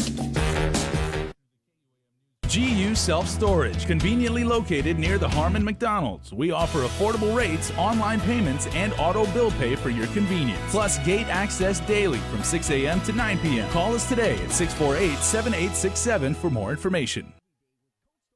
You're watching The Link with Chris and Sabrina on TV 11. Stick around because we're next on CBS This Morning. We got your 6 at 6 a.m. with The Link on Breeze 93.9 FM. Bree and I connect you with all the latest news and information you need to know to start your day. Then check back with Guam's news leader at 6 p.m. for the day's top headlines with KUAM News Primetime. From 6 a.m. to 6 p.m. and everything else in between with KUAM Digital, we got your 6.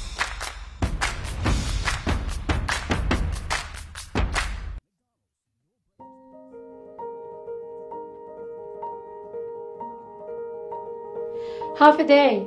I'm Dr. Jana Manglonia, Medical Director for Public Health. We all play a role in slowing the spread of COVID-19. We must continue to stay strong and practice every day preventive actions to keep our island safe. Maintain a distance of 6 feet between yourself and others. Wear cloth face coverings in public settings. Wash your hands for at least 20 seconds. If soap and water are not readily available, use alcohol-based hand sanitizer that contains at least 60% alcohol. Clean and disinfect frequently used surfaces. Avoid touching your face. Stay home if you're sick. Let's protect ourselves, our loved ones, and our communities. Prevention saves lives. For more information, please call 311 or check out our website at dphss.guam.gov.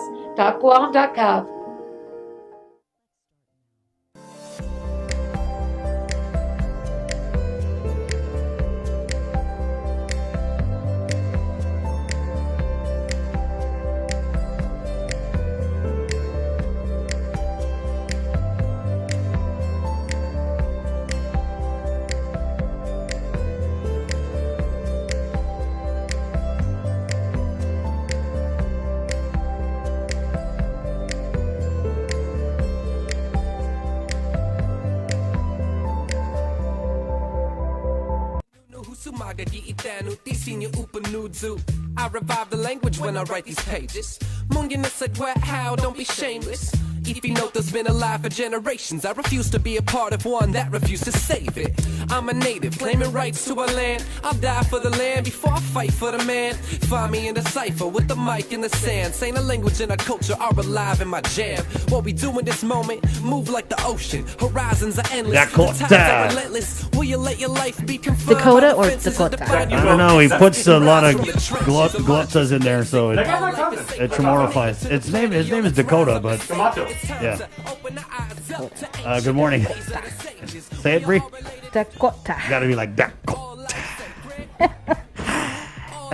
9:16. It's the Link of the Breeze 93.9. That was really cool, Jay. Thanks Yeah, for great getting job, us. Jay, Yeah, for- that was a good get, my man. And thank you so much to the Rotary. That was beautiful. That was all the Rotary Club. We've got the easiest job in the world. They just reached out to us, and we just provided a little bit of bandwidth. But I mean, the emotion was overwhelming. That was neat, and we saw it with Joe, and we did it with Virtual Relay for Life. COVID is snatching so much from us, so I really love it when we adapt and evolve together. 9:17. Let's get back into the Link on the Breeze 93.9. Coming up, we'll give you a little sneak peek of our One Micronesia podcast episode that drops this morning on our KUAM News Facebook page. Airs tonight, too. Yeah, airs tonight. And we'll go into the Zoom room where we have, he's a member of the Physicians Advisory Group on the pediatric side of One Love Pediatrics, Dr. Michael joining the link now. Good morning, Doc. Hey, morning, guys. Thanks for having me on again. That was Always. like a really nice tribute. That was pretty cool. I'm glad you had front row seats for that in the Zoom room, right? Where's your flute? I did. You got a flute? Do you play an instrument? Yeah. Where is it? No, see, okay, so I was messaging Dr. and I was like, okay, we're a few minutes behind because he had the 9:05 spot, so I was like, hey, if you want to no rushing. He was actually in there, and he was like, man, this is amazing. He goes, I'm just gonna hang out and just watch, but right, lurk a little bit. Maybe not the right brought word. back a lot of memories, a lot of emotion. Oof. Well, let's talk about it. Where were you on 9/11?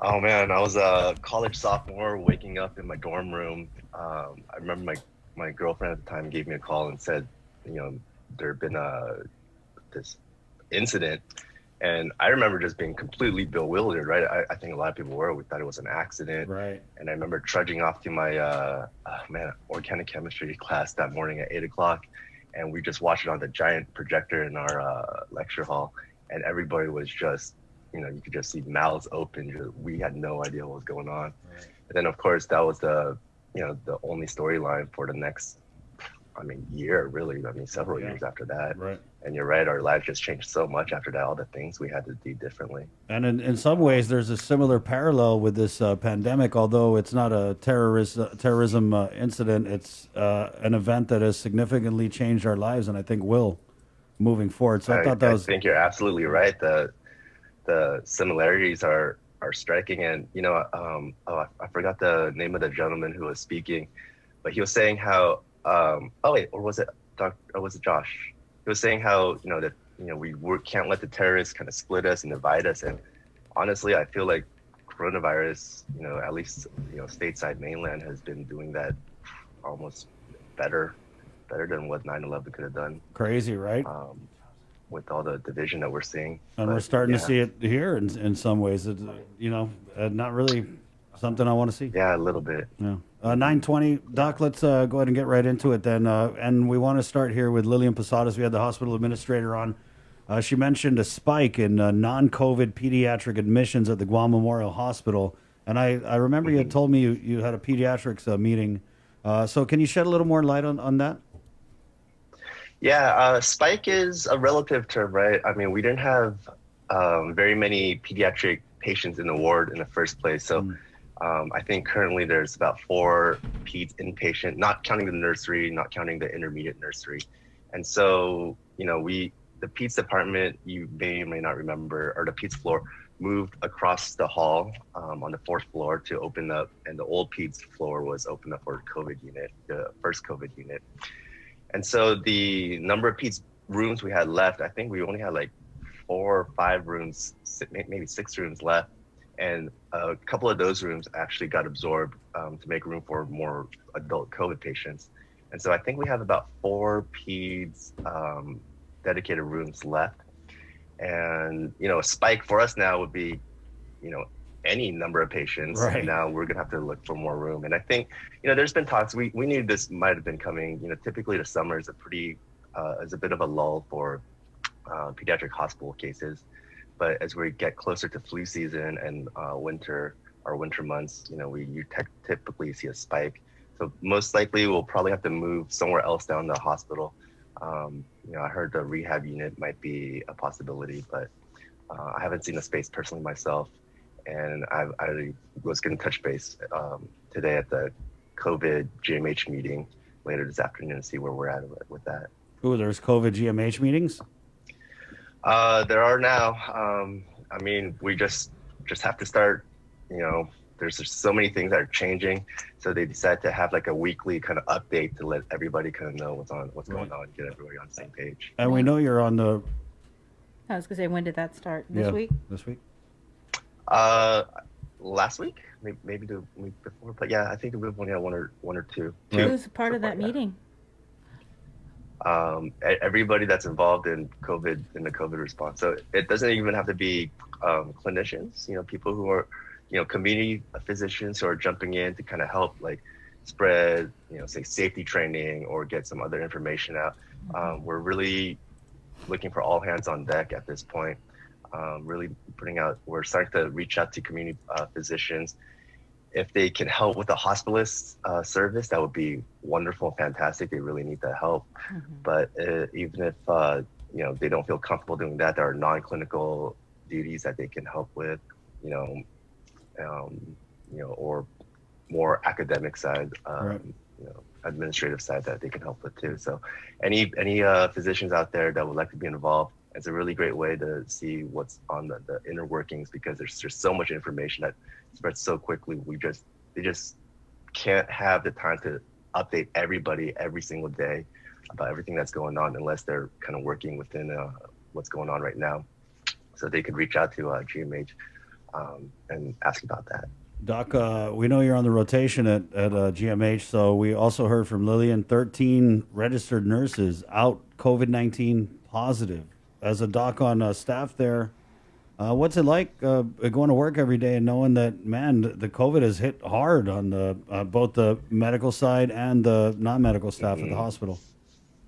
Yeah, it's, you try not to focus on what we're missing out on, and you just try to push through. My last call night was, I think last week. So, I'm not in there every day. I think this week I have a call later this weekend. But, just hearing from Dr. Jolene Uggen, I heard she might be coming onto the show Monday later today. But yeah, they're just exhausted. People are exhausted. They're working as hard as they can. The FEMA crew that showed up definitely helped relieve some of that pressure, give them a little bit of respite. But what can we do? We can't give up. You just got to keep showing up. Yeah. Hey, Doc, can you give us an update on the PAG meeting from last night? Yes. So let's see. Couple things. Overall, we didn't have any graphs. Felix didn't present any graphs yesterday, but overall, the trend seems to be showing that the PCOR 1 declaration is working, but it is a much slower recovery this time around. The first time we went through PCOR 1, everybody was on high alert. There weren't very many cases, and we were pretty good about keeping cases down. And then now, as the virus has gotten a foothold into our community, it spread much faster than I think we all thought it would when we opened up. And so, but what we're seeing now is for the past, I think, 7 days or so, the trend has been lower. Yes, I know there was a big cluster that was announced in the JIC last night, but excluding that, it seems to be trending down. The hospital admissions were plateauing, although Dr. Uggan was telling us that the patients that are coming in are very ill. So what it looks like is it's working. The thing is, it's kind of like a freight train, right? A freight train getting up to speed and then trying to slow that train down. PCOR 1 is like stomping the brakes, but it has a lot of inertia and it's just going to keep going for a little bit.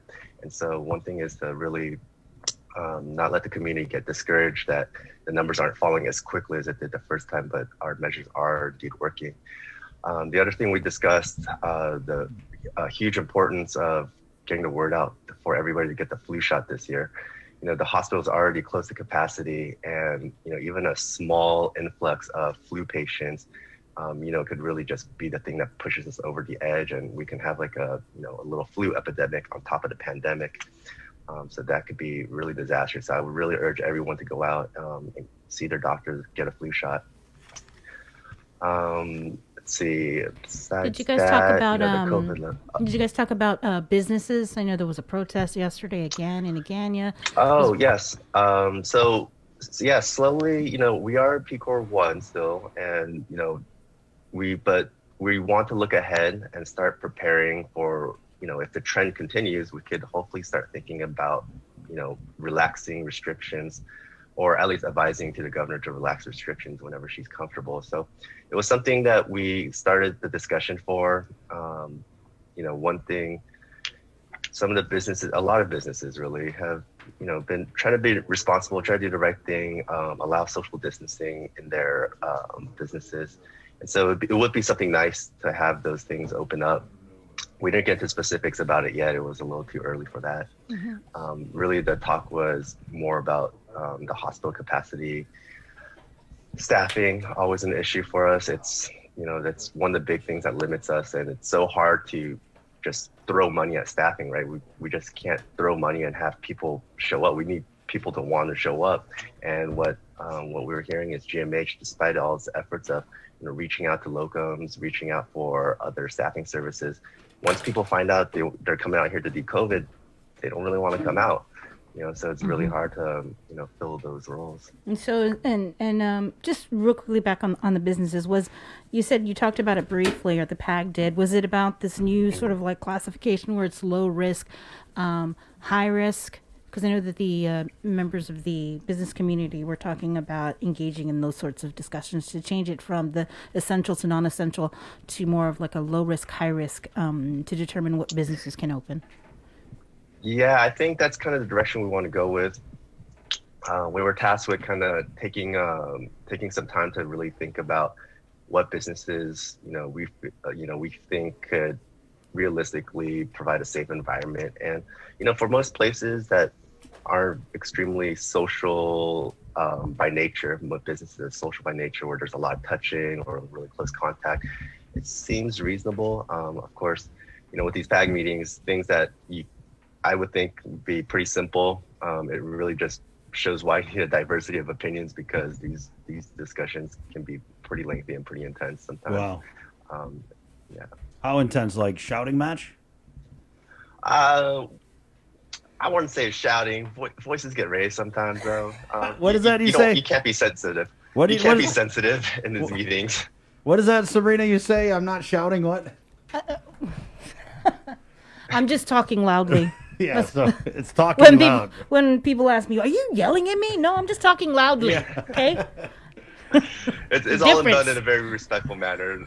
Nobody takes it personally, I don't think. You don't think? We all leave with civility. Doc, what about? Let me riddle me this, man. So we had a comment in here yesterday about hair salons, barbershops. What do you think? Your opinion? My personal opinion, and I want to preface that we haven't discussed this specifically in the pack, but my opinion, if everybody's wearing masks, with barbershops especially, right? If they're wearing masks and both parties are, I think the risk is relatively low. I want to say I read either a study or a report where several people went into like a hair salon place. This was, I think, someplace stateside, possibly abroad. And several people, like the majority of the patrons that went in, all caught COVID. But the people who didn't were the stylists because they were all wearing their masks. And they weren't requiring their patrons to wear their masks. Just to be clear, this isn't in Guam. Right. And so if we could, wear masks, it's a little uncomfortable getting a haircut wearing a mask, I admit, but it could be a good way to do it. As far as we know, there hasn't been, or as far as I know, there hasn't been any outbreaks at the hair salons that I can recall readily. Yeah. I was just asking for a friend. I got a friend whose his grays are really starting to grow out, and she wanted me to ask about the hair salons. So when you guys talk about what kind of guidelines or new guidelines and definitions on what businesses can open, are you guys even asking input from the businesses, or are we just relying on these doctors to come up with these new guidelines? Are you having the economic advisory group coming in? We do have input from the businesses through the different members. So, just kind of like how I'm on the education subcommittee, there's other people talking to them. And then I'm sure, I'm one of the younger, maybe the youngest, and I've probably been on the island the least, but everybody else has a lot of connections, and I'm sure they're getting personal messages and calls and texts from the community. So would you say that would you characterize these discussions as very much in the beginning phases? Yeah, I would say it's in the beginning phase for now. But we've had very similar discussions back when we were talking about the first time we were on PCOR 1 about what to open up. So I imagine it's gonna there's a few different things we have to think about this time around, and that the first time we were thinking about exiting PCOR 1, the hospital wasn't full, the cases were really low. And now the one thing that's really hanging over the entire island, it's really an island crisis, that the hospitals are so, close to capacity. And that's really scary. If we open up and we turn out to be wrong about a certain business or, something, and an outbreak happens, I would feel responsible. I would feel very responsible for saying, oh yeah, we totally thought that was going to be okay. So we're, going to proceed with this, I'm sure, very cautiously. Yeah. And you mentioned the education subcommittee. Are there still things being discussed in that subcommittee? We just revived, we just had a meeting a couple nights ago to start thinking about the future. I think one of the things that's really getting to a lot of the public is it feels like we're going week to week, right, without a plan. Even though the plan is, let's see what the new evidence is showing up with the number of cases, et cetera, how the hospital's going, and then respond to that, which makes sense to me from a medical standpoint. But I can understand the public's kind of anxiety and frustration of not knowing what's going to happen 2 weeks from now, 3 weeks from now. And so the subcommittee met a couple of nights ago, just to, kickstart the idea of when assuming that things keep getting better, when can we start thinking about getting kids back in school? It's really just kind of a brainstorming session. And so, we'll hopefully have some more talks as things improve. Of course, we are in no way, shape, or form ready to open up schools at this moment. Right. Yeah. But what can you do? Something to start looking forward to. Right. It's like if you guys don't plan, we get mad. If you plan, we get mad. So just keep on moving forward. I like So it. just take the information that we have and do the best that we can with it. Hey, Doc, Jace here. I wanted to ask you a question, kind of like not completely tangential, but I've asked this question of some physicians I know that have been practicing medicine for 40, 50 years, and I'd like to pose the same question to you as like a younger doctor, right? Like, Sorry about my friend, Doc. No. They got him his own microphone. But when you made the decision to go to medical school, to make the lifelong commitment to be a practitioner of medicine, right? I don't know if you wanted to say, I want to help kids that are hurting. I want to be the guy that solves cancer. I want to wear the nice white coat, or whatever your motivations are. Did you think at any point, but about the pandemic, did you ever consider that you would have some sort of position like this, where you were making these decisions and thinking of all the different things that you have to think of as a physician with coronavirus? I thought,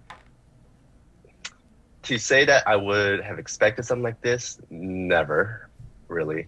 But my motivations for going to med school in the first place was to eventually work in a place that was, someplace relatively underserved, and really try to make a difference in my community. And so, as a clinician, when coronavirus hit, I was actually thinking to myself, hey, this is why I went to med school. Like, I'm going to be showing up to clinic. I'm going to be seeing sick patients. I'm going to be counseling my patients. And, we're going to get through this. I didn't see myself being named to any, advisory committee, or, having to make higher level decisions, or being a part of a group that makes higher level decisions. And, I've, treated it as like a, really big privilege and a really big responsibility, and really just doing it out of a sense of duty.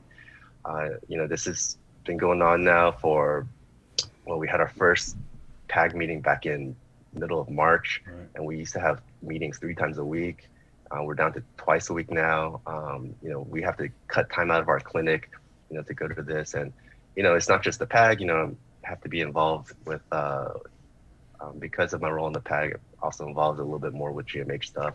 Right. Also my role as a hospitalist. So it all just kind of interlinks. And I got to say, it's stuff that I think a lot of doctors, this is what we train for. Mm-hmm. And I would really hope that we all stepped up. Just to close out my question, Doc, because that's the reason I was asking, because the only thing that I can liken my own experience with is, like, as a computer scientist, I look back to the Y2K bug in 2000, right? And I remember myself and like a lot of our colleagues were like, we're not trained for this. We didn't think that we were going to have to, do that. But the sentiment that you shared is kind of like very similar with a lot of physicians at different levels in their career, and they were like, what? There's a lot of things that I never thought I was going to do, but this is why I got into the profession, and this is my calling. Doc, I wish we could have been trained for something like this, but we just got to do the best that we can with the information that we have. Right, and I think a lot of us, this is some pretty killer on-the-job training for, even us in the media, we didn't think that we were going to be going months. Mm-hmm. It's September 11th. Here we are. I want to kind of key into something you said about Guam being an underserved. We have that designation, right? And you said that you went to school because you wanted to come to a place like Guam. So could you kind of go into a little bit more, maybe for people out there who don't know what that designation means for our island? Because I think it's key in that that's why we're so careful about the hospitalizations being full, because already before COVID, we were back down on the canvas. Right. So, yes, by function of how far we are from stateside, and just a relatively small population, our population is a little too small to support many of the specialties that we need on island, because those specialists just would not see enough of their type of patient. So, for example, we used to have a pediatric cardiologist that was on island. I don't know if you guys remember, it was a couple years ago. And, he came in because, his wife was an intensivist. Great, we needed an intensivist. But he was out here and he barely had any pediatric cardiology patients. And, he was relatively new out of training, and he was just seeing he was just not doing what he was trained for. So he ended up, they ended up moving back. And that's just a really easy example of, how we're underserved.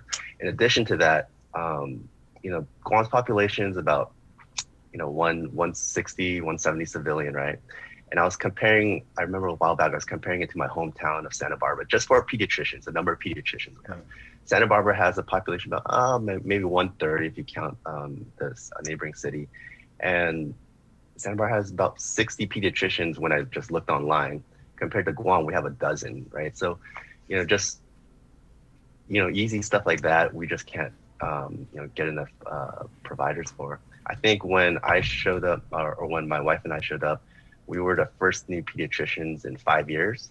And I don't think we've had a permanent pediatrician since then. I know we've had, people who come through Navy, SDA, thankfully brings people through, but they typically don't stay permanently. And so, that's just kind of the nature of living, on an island paradise. So sometimes you're on an island.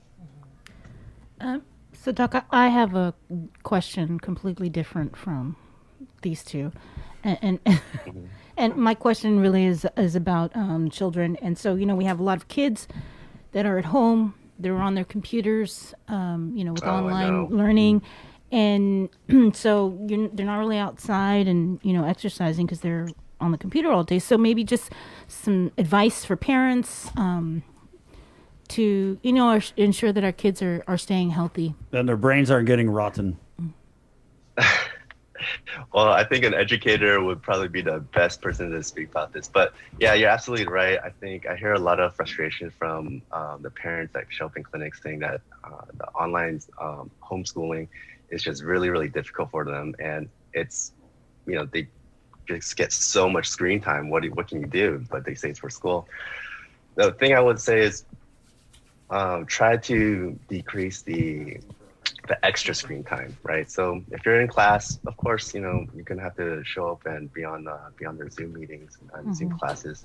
But when they're not in school, try to turn it down, turn off the screens, get outside a little bit if they have a safe space to do so. One of the things that we're seeing is that the weight of my patients have just been, it's just been going up really steeply. And for so COVID, kids are getting out, they're eating too much snacks, they're getting fat. Right. And one of the things we're seeing is that obesity is turning into a huge risk factor for having a severe case of COVID. And I'm sure you're seeing that in the news. We're seeing it just anecdotally with cases on our island. And so, as part of COVID, preparation or prevention, I would definitely recommend the bare minimum would be 30 minutes of just, moderate activity for children every day, and more if they can do that. Why is obesity one of the things that makes people more susceptible to having a bad case of COVID? I think we touched on this maybe like 6 weeks ago during our first interview. And my guess back then was that, they can have like some chronic inflammation going on, some metabolic syndrome. There's actually some research that's coming out. And, I think one of the things they're touching upon is a bit of a decreased immune response. I can see if there's anything new out there to give you a more definitive answer. Sorry, Doc, I can't remember 6 minutes ago, let alone 6 weeks back. Yeah, I mean, 6 minutes, 6 weeks. It seems like this thing is lasting like 6 years. Right. So, we talked about the spike again in the pediatric admissions, but what types of things are you seeing at the clinic level with the kids? Really, not anything really out of the ordinary. I haven't really been seeing too many upper respiratory illnesses yet. We've been calling people back in for flu shots, a lot of well child visits, and then just the kind of random, little skin infections, maybe some eczema flare-ups, and nothing too serious yet. I think in the hospital, it's typically in the winter season, we'll all of a sudden start to see just this one of three respiratory conditions over and over and over again, right? We'll see asthma over and over, we'll see pneumonia, and we'll see bronchiolitis for the smaller babies, but we haven't seen that quite yet. And so part of that is I'm sure due to us isolating and keeping ourselves distance and then wearing masks, really reducing the transmission. And 2, flu hasn't quite hit super hard yet, although it's been showing up in GMH from what I'm hearing. We've seen some, increases in children who are getting COVID, right? And I think I want to say in one of the JIC reports there was 2 positive cases that you guys ran results for, right? Oh, yes. Oh, in our clinic. Those were not children, however. Okay. But the children I have seen with COVID, they look remarkably well. I mean, you would just not think they had COVID. But, it's really, I'm so grateful for that. I know I say that every time, but I'm so grateful that the kids are doing okay in general. What's the youngest child you've seen? The youngest that I've heard or that I've seen. Either one. I think there's, oh shoot, I don't want to break. You break it. I'll say infant. Infant. Yeah. Well, I think that's what. And they did well too. Right. Doc, we get this question a lot. Treatment when you have the coronavirus, and obviously this is for the people who maybe aren't hospitalized, some of the milder cases. What are the kids and people with COVID taking? You mean once they're hospitalized? No, that are at home and they're recovering. Oh, they're at home? I mean, it's just supportive care. So, get them a lot of fluids, let them rest up. You can treat the aches and chills and low grade or fevers symptomatically. So Tylenol. I know there's been some way back there was some talk about Advil making things worse. That doesn't seem to be really playing out. But if parents wanted to be extra careful just in case, I told them, okay, it's okay to just use Tylenol. I use Advil just for full disclosure. Right. I thought it was fine, but just supportive care for now. Can you also talk about when those patients are hospitalized? What type of treatment do they receive? I think Dr. Uggen would probably be the best to tell that, but in general, we found that definitely it's supportive care, right? So you got to give them their oxygen support. There's a thing called proning that seems to be helping a little bit. Typically when you go to the hospital, people are lying on their back. We're lying supine. Right. And then the thing that they're doing now is they're laying on their tummy. And that's kind of helping open up and aerate their lungs a little bit. Wow. Steroids have been shown to be helpful, so I'm sure they're getting steroids. And then remdesivir, the antiviral that made kind of a big splash a while back. The U.S. bought up I think almost nearly the entire global supply and then started dishing it out. Due to our small population, we didn't get very many doses. And I think the last time I heard, and you can definitely check this with Dr. Uggen, we only have enough courses for maybe 6, less than 10 courses of remdesivir on island.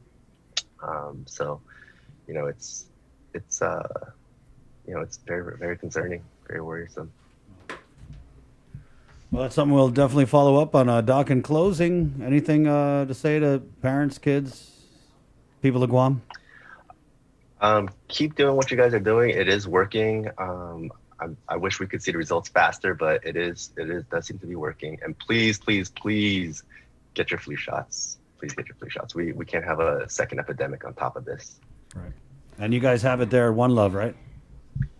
We do. We'd have it on One Love. I know. I heard AMC got their shipments early as well. I know a lot of people think every time they get the flu shot, I always get sick.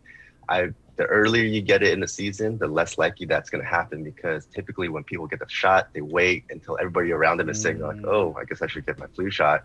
But it's an inactivated antigen, and so there's nothing in there that can actively get you sick. Usually it's just the timing of the virus that they picked up. Right. Okay. Right on. Thank you, Doc. All right. Thanks, guys. Stay safe. Good talk. Stay safe. Have a good weekend. Stay safe. Have a good weekend. You see you, Dr. Michael Ama. One Love.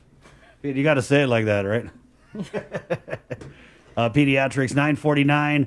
Hey, we're going to take a break and we're going to end the show. Victorious Falan, give you a little sneak peek of the new episode drop. New drop of the One Micronesia podcast next on The Link. It's The Breeze, 93.9. Good morning. GU Self-Storage, conveniently located near the Harmon McDonald's. We offer affordable rates, online payments, and auto bill pay for your convenience. Plus gate access daily from 6 a.m. to 9 p.m. Call us today at 648-7867 for more information.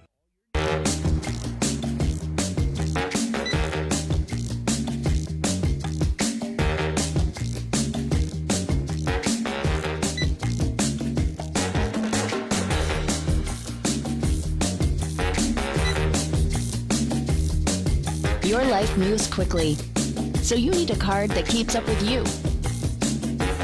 Tap and go with our contactless debit cards. Just open a checking account at First Hawaiian Bank. You're watching The Link with Chris and Sabrina on TV 11. Stick around because we're next on CBS This Morning. We got your 6. At 6 a.m. with The Link on Breeze 93.9 FM. Bree and I connect you with all the latest news and information you need to know to start your day. Then check back with Guam's news leader at 6 p.m. for the day's top headlines with KUAM News Primetime. From 6 a.m. to 6 p.m. and everything else in between with KUAM Digital, we got your 6.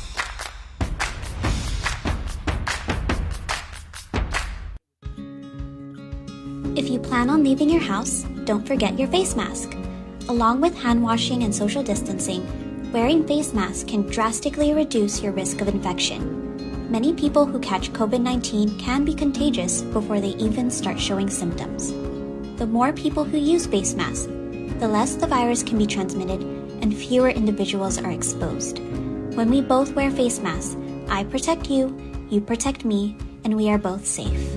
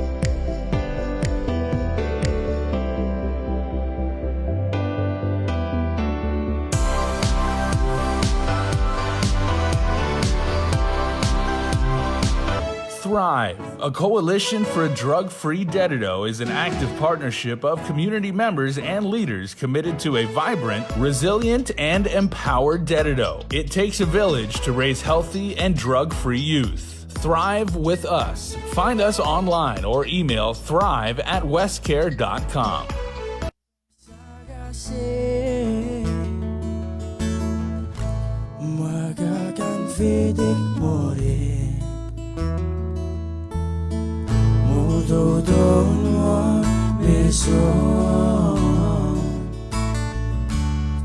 Tiberikin födum Meri veri lao Niniga sagase Neminaru puede orco se votene como sabido Cosa voce sabido Eri airi singaworo Ferido my nebi You took out away to see Hey, it's a second feet Ma pota ki pari Neminaru puede orco se votene como sabido Cosa voce sabido Eri airi singaworo Ferido my nebi You took out away to see Hey, it's a second feet Ma pota ki pari Mwagi ontong nyerie Nyerie Efere kerie Kerie Respect iriso Spike fogo Ngang mi sai daudre Mwagi ontong nyerie Nyerie Efere kerie Yeah, okay. shut up. Man, I'm just glad you guys can't read lips underneath You these almost masks. got me there, Chris. Good morning. Good morning, Guam. It's Friday. Friday! Fitness. A little bit of KFC for breakfast. Kids from Chook. And I follow them on Instagram, and they haven't posted on Instagram in so long. And they just posted something the other day. And I was like, what? Whoa. Vic, you need to do a reunion, man. Yeah, Vic, pull some strings. What do you think? Make it happen. Yeah, I was gonna work something with them so that we could do a quick interview and then have them do some jams and to let the people know that they're still there and that they've just been away from each other. But the three are back on island now. One is I guess still back in Hawaii, but we have three of them back on island. So I can't wait to jump on a Zoom with them and do a podcast with the boys. And I think that's cool because it's so weird how this COVID pandemic, there's certain things that are just kind of positive about it. And whereas before Zoom has existed before the pandemic, but we never would have thought like, oh, kids from Chook, how do we get all that? And I did. I was like, man, we want to get them to do a live local Fridays or performance. But it was like, oh, this one's in school. That one's living over here. This one's here. And I was, okay, fine. Okay. But now we have Zoom. So now Vic, with no promises, guys, but Vic has just promised he is going to bring kids from Chook together, either on the One Micronesia podcast or something, some way. We just want these guys are awesome. It'd be cool. No pressure, Vic, no pressure. Got you. I mean, you got to thank them. I mean, they were the first Live Local Friday Facebook Live performance. Right, and that thing was awesome. I mean, talk about Guam viral. That was just crazy. And I remember I'd heard about them because they were doing like performances at schools, but I didn't know. I wasn't ready. When I saw it and just the harmony, because I love harmony and they got that church background. So I really love about Kids from Chook is that they don't even need an instrument, right? Just the voices and the singing and the harmony. It's just awesome. I love them. So make it happen. No promises, but I'll give it a try.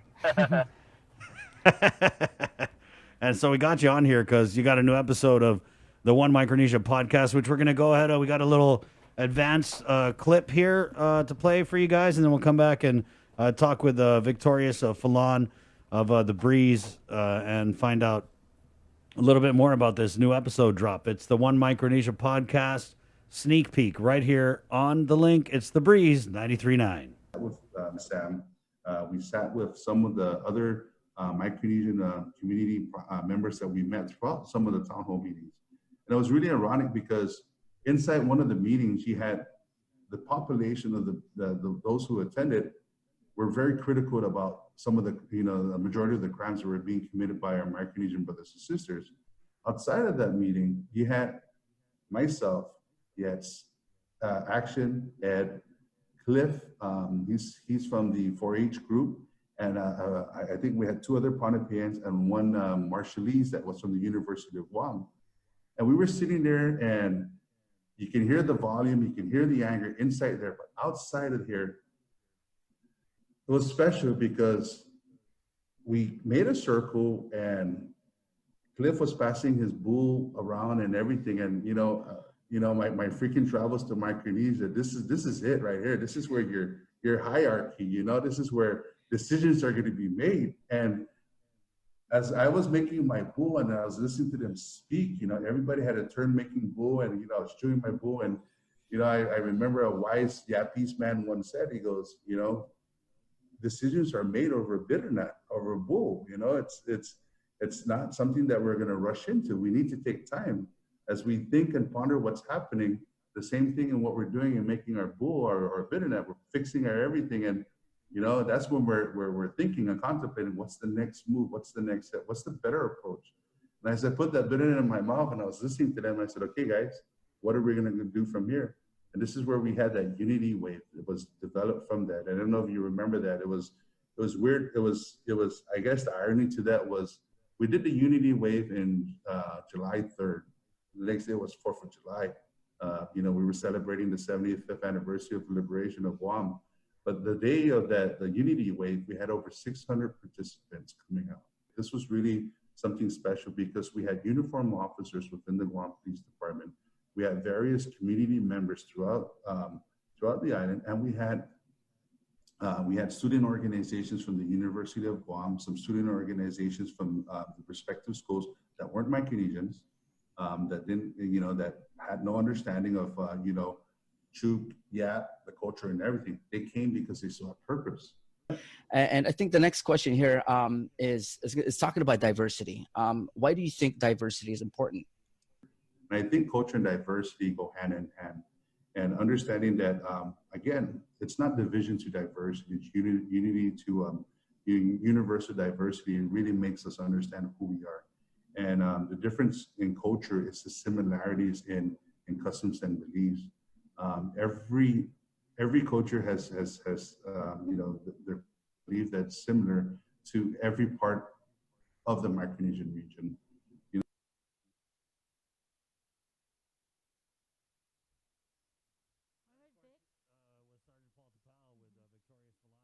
Just give us a little background on that clip and what people can expect with the latest episode of the One Micronesia podcast.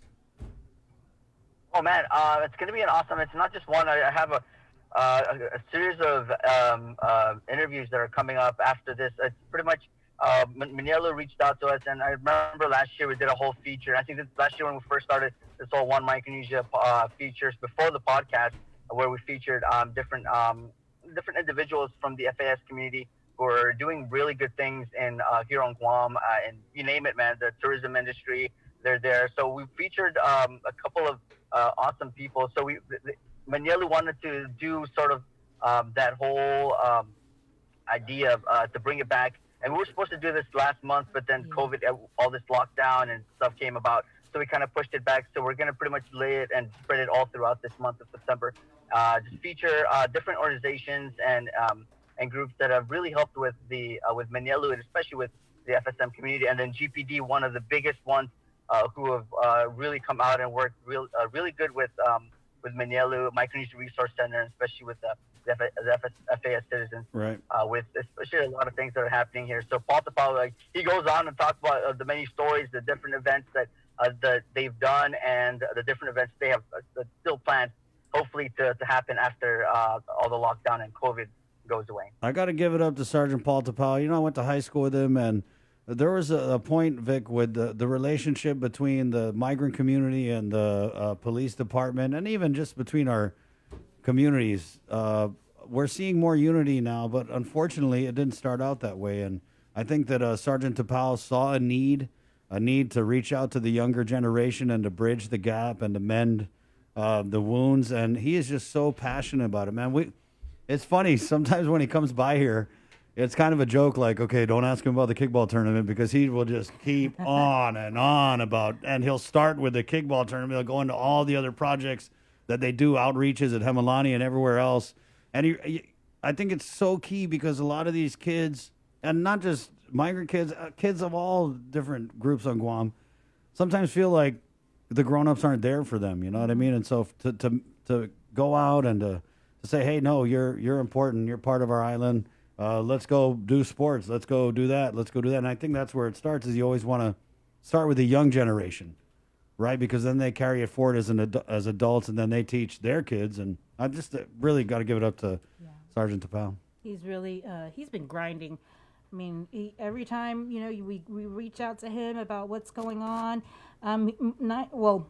for police stories, right? But a lot of the times he's also not only responding to the reporters about, whatever's happening with crime, but he's always pushing, some of these other things that are happening, and promoting positive news that the Guam Police Department is doing and partnering with organizations such as Manielu. So thanks, Paul, for everything that you're doing.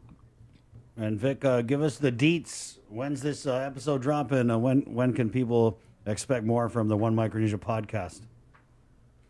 Oh man, yeah. So that's tonight on KOM TV 8 at like 6:30, and then tomorrow morning it'll go on the Facebook, the KOM News Facebook live at around 10 in the morning. So go ahead and check it out, man. I had an awesome time.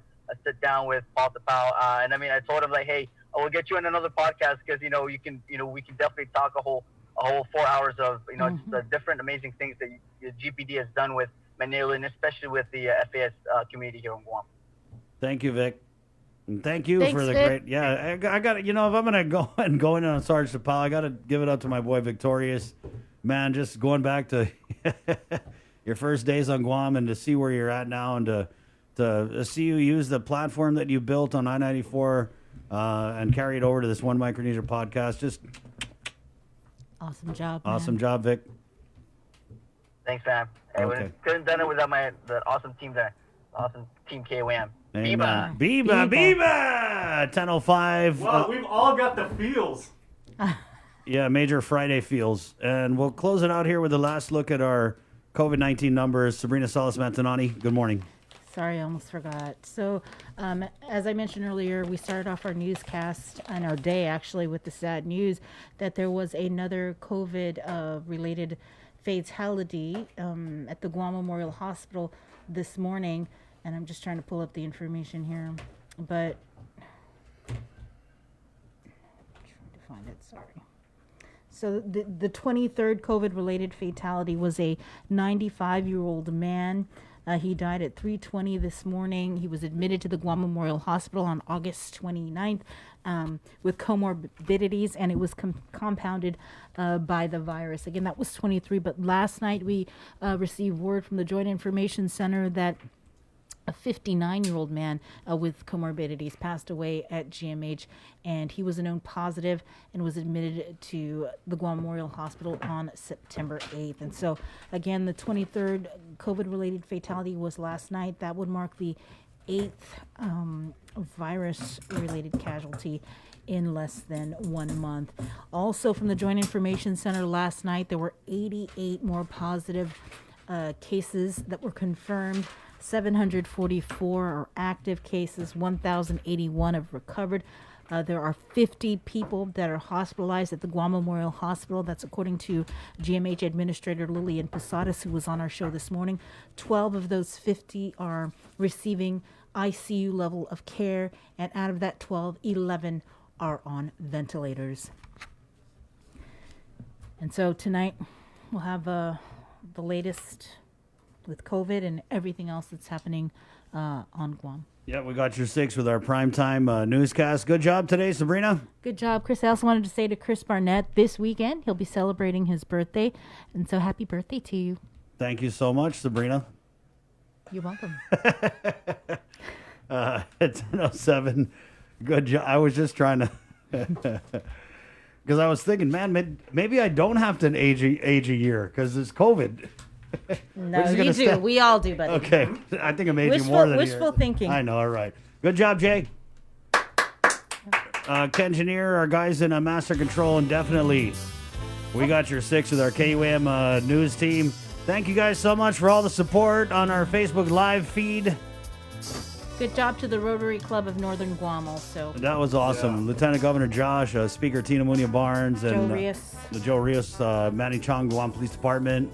And our guy, Roberto Frattasi. Hey, you're blowing the horn for you and the 9/11. Spaghetti.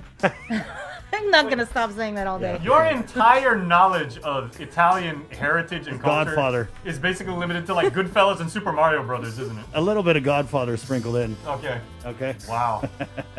What? Maybe one of these days when COVID starts to subside and we can take the show on the road, let's go to Italy and let's have a proper. Jay, let's make that happen. I'm good. Next week we can, if you want. You're a computer scientist. I'm sure you can make that happen. Wait a minute. No, Wow. wait, Bree, on a serious note, we have friends and we have contacts in the Vatican. First of all, I mean we know We do? we know journalists in Italy. We can bring people in from Italy on Zoom. All right. Well, why would we need to bring them in on Zoom if we're actually going to Italy? Yeah, well, we could do that. Well, we're gonna have to wait at least a weekend and at least another week. Everybody, stay Just home. hack it, Jay. Hack it up with your computer thingies. Yeah. Hey guys, it's been great. Please be safe this weekend. Wash your hands. Stay home. Stay safe. My name is Chris. Thank you guys so much. Hasta. Adios. Bye.